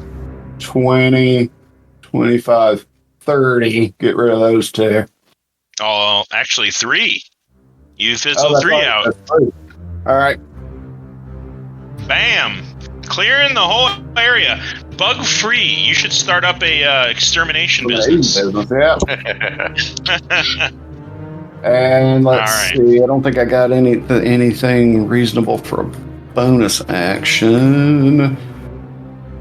No, I'm actually going to holler out to Eothara, and I'm going to give her a die of Bardic Inspiration. Woot woot! I mean, just the sight of you sashaying across this dead tree island, fizzling out sturges as you go is enough, and she just sees that, she's like, all right. And thus endeth my turn. All right. Axton, what would you like to do? Hey, not much for me to do there now that all those sturges are dead, but let's see. How far is that guy from me? Distance. There we go. Oh yeah, he's within my range. I will shoot a guiding bolt at this thing down here. Okay. 17 to hit. That hits. Or 18 points of radiant damage, and the next attack against it has advantage if it's still up. Yeah, I'll put a little bell around its neck or something. Here, kitty, kitty, kitty. Yeah. Get out of the way. Oh, it'd be so cool to tame one of these things. Let's see. I'll just put a...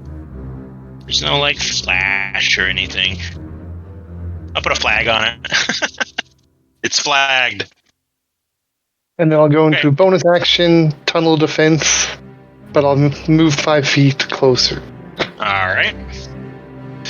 This one is going to chase Yuno as it saw him blink out. It's totally going to make it. It swims right on over to you. And it's going to take a bite out of Yuno, and the other one's going to take a bite out of Eothara as it snakes up the obelisk and comes face to face with you. Yuno first. That's a 29 to hit. It's a very high roll. I'll use my reaction for silvery barbs. Let me check to make sure the distance is okay. Okay, I think it probably is. Yeah, 60 feet. So yeah, we should be good there. All right. Is that disadvantage, or you roll against it? You re-roll. It is no. You must re-roll that attack roll and use the lower roll. All right. Let's see. I got a 22. Well, shit. Does that hit you, Ken? Yeah, just put the damage in the chat, and I'll take it out of my ward. I've got to run. Okay. All right. See you, man. See ya. Bye. Toodles. It's gonna be. It's not a lot. It's probably gonna be enough to just barely scratch the inside of his ward. Yeah, it's only 6 points. So I'll put 6 in the chat. As Yuno gets bit. And I get to give. He's gonna have to make a whiz save, though. I'm going to give, as the other part of Silvery Barbs, I'm going to give him the ability to have advantage on his next attack ability or saving throw. So he'll have So he'll have advantage on that wisdom save. Perfect. All right. Ithara, it's going to snake up, spiraling up the side of this obelisk towards you and bite at you. That's a natural 19. That's going to be 27. Yeah, maybe. Yeah, that's going to be 11 points of piercing damage against you, and I need you to make a wisdom save. No problem. I'm going to remember that I have this ability as a rogue and say I'm going to uncannily dodge that. So it'll be 5 points. Every time I forget that I can do that.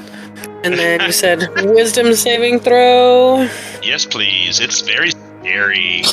18. Yeah, not that scary. It's freaking you out, but you're kind of a big girl and you're pulling yourself up by your bootstraps. Not an issue. That endeth its turn.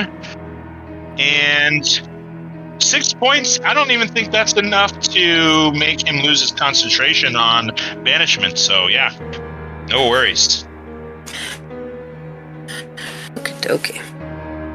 And then it's my turn, and I'm going to. It moved, so now I don't know what I'm doing. I'm going to. Bonus action. Just a reminder, you have advantage against this one because of my guiding bolt. Okay. Gotcha. Okay. I will attempt to stab the person with my dagger because he's too close and I have advantage. Very generous calling it a person. Person-like. Thingy-mabob. That'll be 30-20 to hit. That hits. 7 plus 18 is 25 points of damage. Yeah, you slaughter it. Right through the center of its forehead and out the back of its neck. Your bolt strikes. It goes and sinks into the water. This bubbling black oil rising to the surface. Awesome. Is dead. Ooh. EED? D-A-D. Dead. And then I'm going to try to make my way over to the Making your way. island over here. You know. Okay. We're here to Nightmare Island. Yeah. Yeah, give me an acrobatics check as you flip into the air over. Oh, please let this be good. 28. 28, like a cat that can flip. You very nimbly just kind of tiptoe off the pedestal, flip through the air, and land right next to Yuno. It's not quite as graceful because you sink a foot into the mud. Ugh. You're just kind of Awesome. Yeah. And then that was 15 feet. Does that count as just 15 feet of my movement? Yeah. Cool. Oh yeah. I would like to do the same thing. Come over here. All right, make another acrobatics check. He's gonna. Actually, you're not gonna be outside of his melee range, so that's good. 18. Yeah. Again, you kind of climb to the top of the mud heap and again flip through the air. This time a nice little backflip triple Lutz gainer, landing squarely on your feet. Awesome. You even kind of like put your hands in the air like an Olympic bow. Perfect. Love that. Right as this thing stares at you and goes, okay. As it watches you do that. Okay, and then I have 5 more feet of movement. Damn. So I like scramble there. Alright, it's gonna snap at you. Okay. Ooh, that's a good roll. That's another natural 19 for 26. No, that's not right. 27. Another 27. That hits. He's gonna snap at you again. That's a lot better. That's 11 points of piercing damage. Did you roll against that one hitting you? I think you passed your wisdom save, correct? Passed the wisdom save. You're good. Cool. You are good. And then, for my bonus action, I'm going to continue to move. Okay. I'm going to... He's in the way. There we go. That's only 10 feet.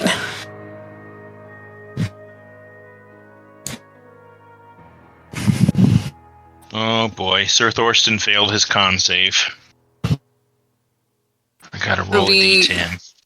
16 for acrobatics. Yep, that makes it. It just barely makes it, though. This time, you kind of fall and land on your butt a little bit.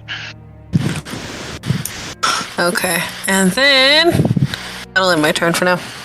Okay. Sir Thorsten is going to claw his way to this island next to Yuno. He's going to use half his movement to stand up. He is going to look around, see that this thing is harassing Yuno, and he's going to stab it. He failed his con save, though, because he was underwater. And that's gonna make him miss with his sword. He kind of can't see. He's got to wipe his eyes. His helmet is covered in sick, gray, green, slimy water. He's just kind of swinging wildly, and this thing is just, retching its head backwards and getting out of the way. He's gonna have 2 attacks, though. Nope. Let's roll that properly. That's a little bit better. All right. He's gonna attack it for 14 points of slashing damage. That's pretty good. All right. Next up is Koza. Okay. I am going to move my moonbeam. Although I can't move the circle, so I'll just draw a new one. I'm going to move it right. Nope, not freehand. Circle. I'll move it right. Nya. So he has to make another con save. Huh? You got one right there. Well, now we got 2 circles. Ah, shit. Stop making circles. Okay, sorry. Alright. Move it over here, because it's 20 feet from where the other one was. Okay. Where you want it? Like 1 over. Thank you. Okay. Alright. And then, so he has to make another con save. Con save, natural 1. Yay! He takes all of this. So that's 3d10. Alright. Not bad. Ooh, that's 15 points of radiant damage 15. right on his face. How do you want to do this? Yeah! I want, as as the beam is moving, I want it to be like kind of boiling the water along with it, and then it gets to him and it just like starts like singeing its skin away, but like every time it tries to move away, it like pulls it back in, and it just evaporates it into nothing. Like a vampire under sunlight, this thing is raised, sizzled, incinerated by this powerful lunar beam of energy until it just turns it into mush. It basically hollows out its body. Part of its head is involved, and the rest of it just kind of sloughs into several sloppy pieces, and it just sinks under the waves of the water. It is dead. Yay! Quick question to everybody. How long is each turn? 6 seconds, right? Yes. Yeah. All right. It's been about a minute. So I'm going to give everybody your movement and a held action before this thing pops back into existence. Would it pop into Everybody can use right where it was. Okay, then I'm gonna move mine back. Yeah. Yep. Everybody gets to use your full movement and an held action. And this thing is definitely going to come back. And while that's happening, all of these Sturges are going to get closer and attack everybody. So that's going to be an attack against Yuno, Thorsten, Koza, Iothara. Wait, not Koza. You are within the one his. going against Koza Fries. Yeah, the one going against Koza Fries, but that's one against Iothara. Thorsten gets one. Yuno gets one. Baranor, Luna, you both get one. Sure. I see you over there. I know. I see you. I didn't see that one. I thought this one was going to come get me. Nah, they're kind of coming in from everywhere. They're large mosquitoes. All right, Yeah. So I'm hitting everybody but 3 of you. So that's going to be 4 attacks. All right. The one against Iothara is an 18. The one against Sir Thorsten is a 21. The one against Yuno is a 21 as well. And the one against Baranor. Oh no, another attack because one for Luna. Yep. That's a natural 20 against Luna. God damn it. And that's a 19 against Baranor. Both hit. So who did I hit? Didn't Luna take a dodge action? Yes. Hit me. Did take the dodge action. All right. Don't worry, it's not much. All right, those I hit. And be honest, you take 5 points of blood loss, and you now have a Sturge stuck into your neck. Oh. And I think that also happened to Koza at one point, but as soon as you walked into this area, it fried off your neck. But you now have a Sturge stuck in your neck. So Awesome. did it actually hit Luna then? Well, what's the dodge action do for her? You attack with disadvantage. Oh, my bad. Not great, not bad. Does a 17 hit her? That is her armor class. All right. Okay. So 5 okay. points. So she takes 6 points. Well, hold on. Yeah, 6 points of piercing damage. She has a Sturge stuck on her back. Okay. All right. So now everybody can use your movement because he's going to reappear right here. I see you moved your moonbeam. Yep. Well, Okay. I think I'm just going to stay where I'm at, but Luna and I are going to just cross attack our own Sturges. Okay. All right. Well, why don't you go ahead and roll your attacks for you and Luna? Everybody else can figure out what you want to do. Yuno is going to actually... I'm going to have him Misty Step over here to be a little further away from it. Would Luna get a little... Would Luna get pack tactics into this? Yeah, you guys are right next to each other. That's true, huh? All right. Definitely. God, not even good. Unless a 12 hits. A 12? I don't know about that. Yeah, I think they have. I think they have better. Yeah. Yeah, they have better. Yeah, 14. So I killed the one on her, but she managed to miss the one on me. All right. Yeah. She's got a Sturge in her back. She's a little distracted. Yeah. Well, now not anymore. All right. So if everybody is in position, this thing pops right back in place. And instantly you hear this roiling, thunderous bellowing growl straight from the inside of its body. It's the first time it's ever really made any serious noise, as this thing seems terrified and angry and hungry and vengeful, and you all just look deep into its eyes and, kind of quiver in terror to yourselves. You may all make your reactions. I'm going to have Yuno is first. I'm going to have him throw a trusty firebolt that impacts right on a severed head, or knocks a head off, and cauterizes the wound for 11 points. All right, this thing's really, really looking really bad. What does everybody want to do? Kravish, you're next. I am next. So doesn't it re-enter your spiritual guardian? yes, it does. Mm-hmm. So make that wisdom save. That's going to be not great, but not bad either. And it re-entered my moonbeam, so it has to make a con save. That's a straight 17 for the wisdom save. A con save is really good. It's a natural 18 plus 5 is 23. What'd you say? So it takes half.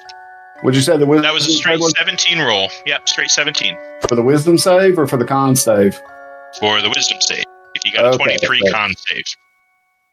Okay, so it's half damage on the Flitty Fairies. Yep, it takes half from both. Go ahead and roll your damage, boys. 8 points. All 8 right. points of radiant damage. Yeah, you're sizzling its flesh away. Pieces of it are sloughing off in large chunks. You can see into its flesh now exposed ribs, organs toppling out of wounds. Koza, what's your moonbeam do? You have to make a con save. I did. I made a 23. Oh, okay. He still takes half then. Right. Points. That's why I said half on both. Ooh. That's... 21. All right, that's still 10 What's points. half of 21? That's 10 points? Yes, sir. Yeah, I mean, your moonbeam is sizzling the top of its head, coring it out. It's still writhing around and thrashing. Axton, you're next. Nope, still Kravicious. Oh, Yes, my bad. All right, My bad. let's throw this against the wall and see what sticks. I am going to cast Tasha's Hideous Laughter. Oh, shit. Oh, cool. If all he's right. got it, if his intelligence score is 4 or less, he won't be affected. It is a 2. It was a shot in the dark, but it doesn't affect him. Yeah, you start to move gently, and you notice that its head's kind of cocked in a twitchy way as you move, and it just keeps writhing around with its heads, trying to reach out at all of you. Very angry. All right. Anything else? Well, that was my action to cast Tasha's Laughter. Mm-hmm. So I guess that's all I got right now. Now you can Okay, move on. Axton. Yep, it's your turn, Axton. Well, I'll come down with my 2 halberd attack. All right. I was kind of hoping Sir Thorsten would go right there or something to allow me to get advantage on it, but oh well. Yeah, he would be underwater if he did that. He's already had Pretty good it hit. underwater. Yeah. And I'll make it a trip attack to see what happens. You can't get under it. It is lashed to the pool floor. So do I still waste my superiority dice then? I would say that you can clearly see that you can't get your halberd under it. So I'll let you back out of that one. Okay. Okay. So I guess that means that's 16 damage. 16. You cut off one of its heads. The head slops down into the ground, and you notice it does not swim away. I will attack again. 7 slashing. Yeah, this thing is falling apart. It's one of the jaws from one of the other heads. You slash it off, and its tongue flops out and hangs down very low down its neck, and this green slime just erupts like vomit from the thing's open, wounded mouth. And just like normal, I'll go into my bonus action tunnel defense. All right, Iathara, you get to do something too. Okay. I would like to shoot it with my crossbow. I don't think anybody's within 5 feet, so it's just a normal roll. 21 to hit. 21 hits. 9 points of damage. 9 points. Ooh, it is really... I mean, you're just shooting it full of holes, cinching its skin, slicing large chunks of its body away. It's barely resisting at this point. Several of its heads are just kind of like calling up into the air with its mouth agape, its tongue lagging down its mouth. Is that end your turn? Yep, that ends my turn. All right. It only has 3 heads left. It is going to strike out at definitely Koza and Kravish. Definitely Axton and Kravish. I don't know if it can reach Koza. Of course it can. Yeah, it doesn't really see Thorsten as much of a threat, as Thorsten hasn't done much damage to it. Unfortunately, he failed his save and spent a lot of time underwater. So yeah, Axton, Kravish, and Koza. It's going to lunge at all 3 of you in one final attempt to try to bring you underwater. All right, that's going to be a 27 against Koza, a 22 against Kravish, and really low of a 15 against Axton. That'll miss me. Yeah, that hits me. All right, that's 2 hits, boys. Koza, it strikes at you for 9 points of piercing damage. I need you to make a wisdom save unless you've already rolled. And against Kravish, not bad, only 8 points of piercing damage. Oh, yeah. 23, yeah, you shake it off. This thing isn't scary anymore to you. It's just kind of sad, pathetic. It looks like it's in pain. And it's writhing around rapidly. Let's see here. He's gonna try it again. He has no other you know what? He's got javelins. He's gonna throw a javelin at this thing. Yeah, that's gonna hit for 7 points of piercing damage from Sir Thorsten. He's gonna put his sword away and pull out another javelin and throw that. That's going to be a miss. It's going to miss him. It's going to stick hard in the mud right next to this thing. Koza, it is your turn. It's not looking good. Your moonbeam is just boring a hole straight through this thing's body. Okay. Well, I am going to cast Sacred Flame on it. All right. It has to succeed a dexterity saving throw. Natural 1. Fuck yes. So it just takes a D8 of radiant damage. Mm-hmm. But still. So or no, it increases when I level up, so it takes 2d8. So that's 2 plus 1. So that's 3 points of radiant damage, and then as a bonus action, I'm gonna cast Magic Stone again. Okay. So that's this plus 6. So that's a dirty 20. Nice. Yeah, that hits. D6 plus my spell modifier. So 8 points of damage. 8. All right. Yeah, you bing it right. One of your stones smacks it right in the face, and its head gets thrown back. You hear it roar, and as it rears its head back down again, you notice the stone is lodged in its eye socket. Aha. It's the Sturge's turn. You're all getting bit again, except for me. Except for Baranor. So that's Luna, Sir Thorsten, Yuno, and Iathara again. So that's 4 attacks. Pretty low except for Iathara. It's going to stick into you again for a 23. That hits. All right. It's not much. Actually, wait. That thing's stuck in you already. I don't have to roll anything. Is. I just roll damage. Yeah, it's stuck in you, so you just take 1d4 plus 3 is 7 points of blood loss. And it's still stuck in you. Awesome. Yeah, that's kind of the thing. I don't have to roll once it hits you. I don't have to roll anymore. But let's see if it hits you now. That's gonna be that's a 19. I'm gonna say he casts shield, so it misses him. This is 7 points for Baranor as well. Yeah, it's no. I want to roll separately. It's still stuck on you.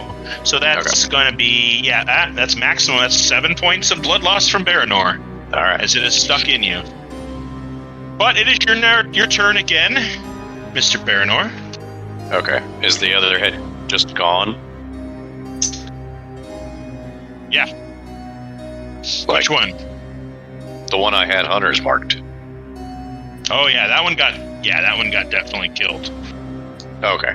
This I can only see one, and it has just an X across it. That's because it's dead. Right. I didn't know if the other one slipped underneath the. Oh yeah, no, sorry. It was killed outright. Okay. All right. First, then I will have Luna attack the thing that's on my back or neck or wherever the hell it is. Well, don't need pack tactics for that. Nope. 8 points of damage. Yeah, she's gonna eat it. Okay. Because it is a beast. It's not like a demon where it's gonna poison her. It's just a beast. Sure. So she just swallows it and crunches it, and definitely feels nourished, as it has your blood in its body. That's a little weird, but all right. Okay, so that's one of my attacks. I will use my bonus action to transfer my Hunter's Mark to this thing. Okay. The Nightmare Hydra. And then I'm going to shoot it with my Gardener's Bow. Go for it. It's bleeding profusely. Its mouths are now kind of gnashing at nothing, and its whole body is wriggling. All right, 25 to hit. 14 points of damage total. And I'm going to expend another charge of the Gardener's Bow, so it needs to make a 15 strength save.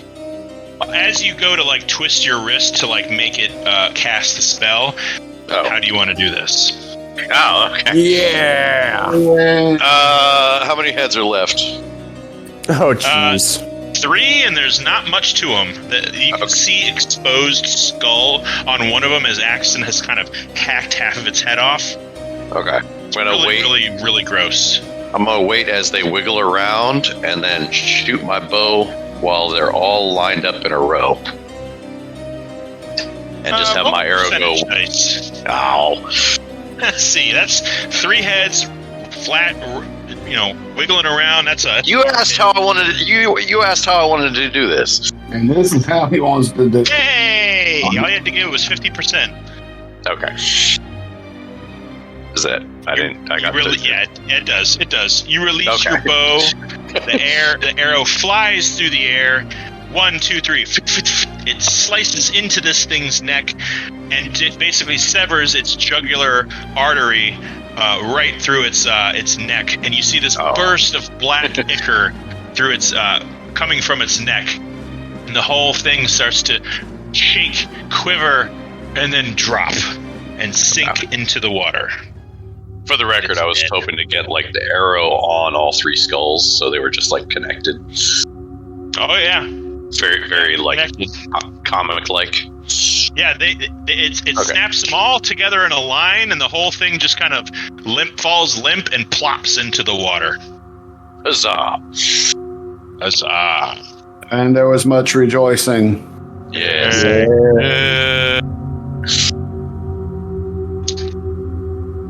The castle.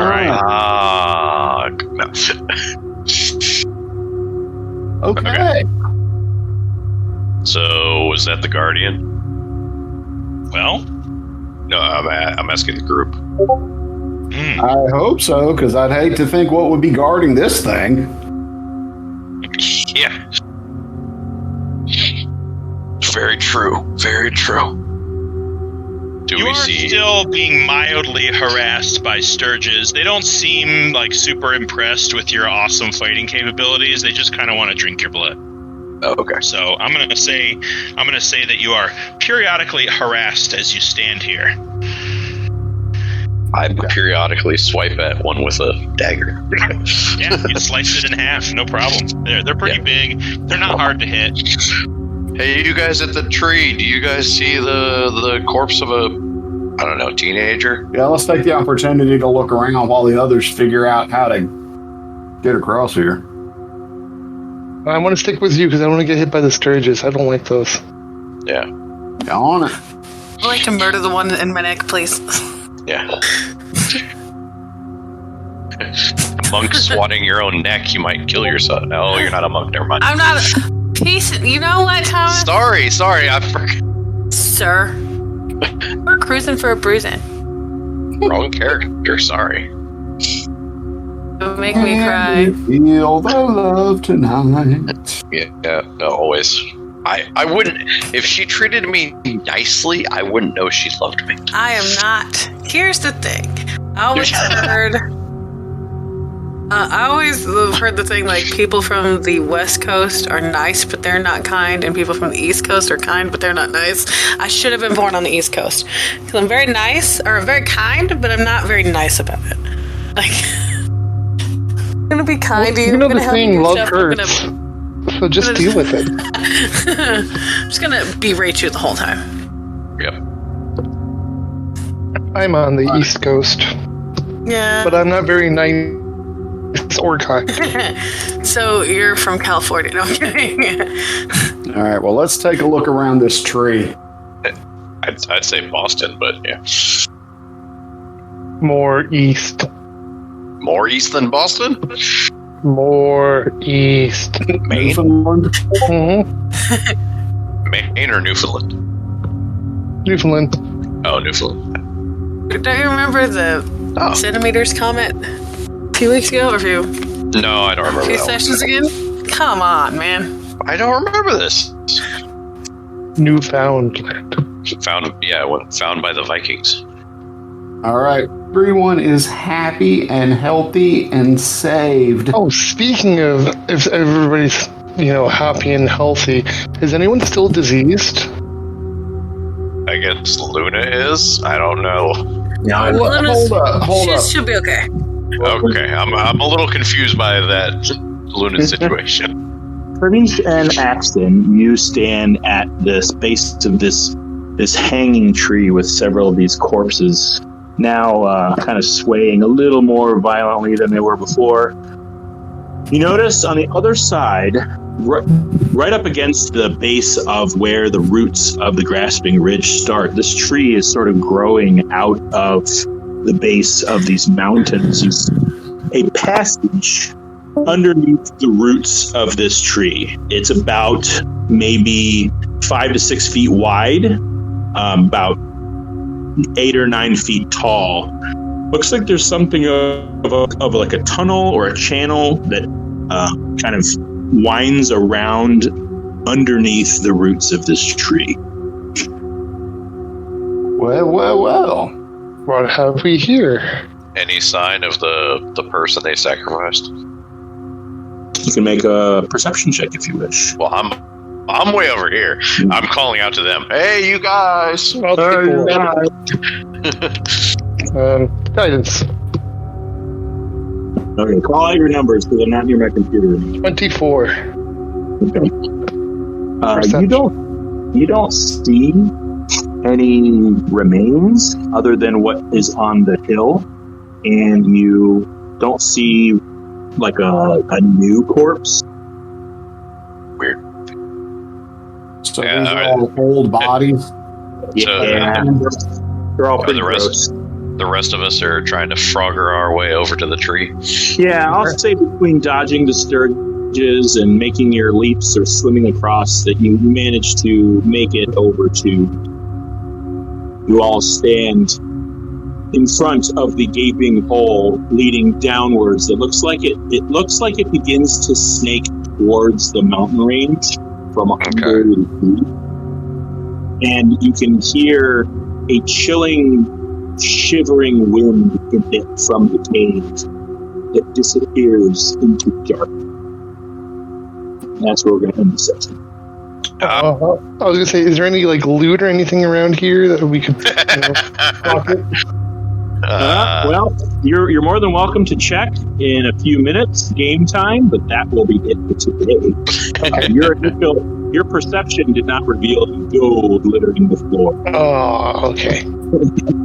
You can look a little deeper. There's bodies on the ground. Cool.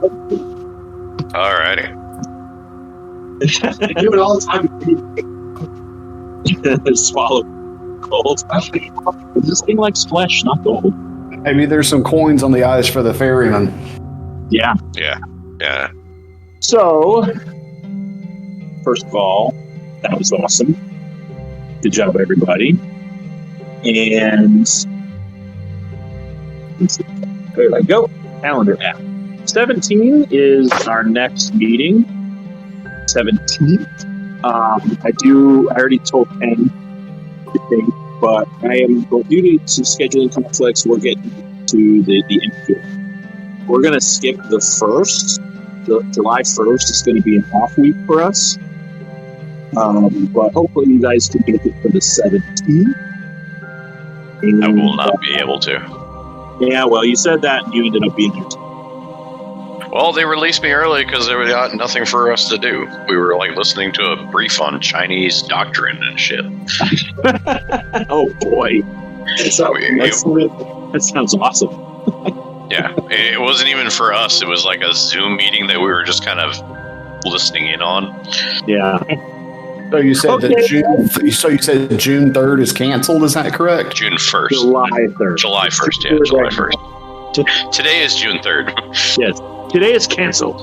We are all canceled. I'm not. Today is retroactively canceled. Yeah. So No, the next we'll meet for the 17th, and then we'll skip July 1st.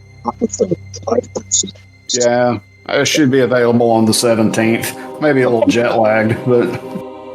All right. Well, I'm sorry it went late, but I thought that was a really good fight. I think you guys were pretty smart. I love the banishment font, man. I'll have to congratulate him on that later. That was smooth. But things are heating up here. We're getting close to a destination, so just keep that in mind as far as your strategy or what you can expect in piercing the veil of darkness below. And we'll see you guys next time. Okay. All right. The next game I'll be available for is the 15th of July. Oh boy. Well, that's going to be I feel like that's going to be a big one. So no worries. Okay. All right. All right. Well, we'll see you guys next time. All righty. Bye. Adios. Bye.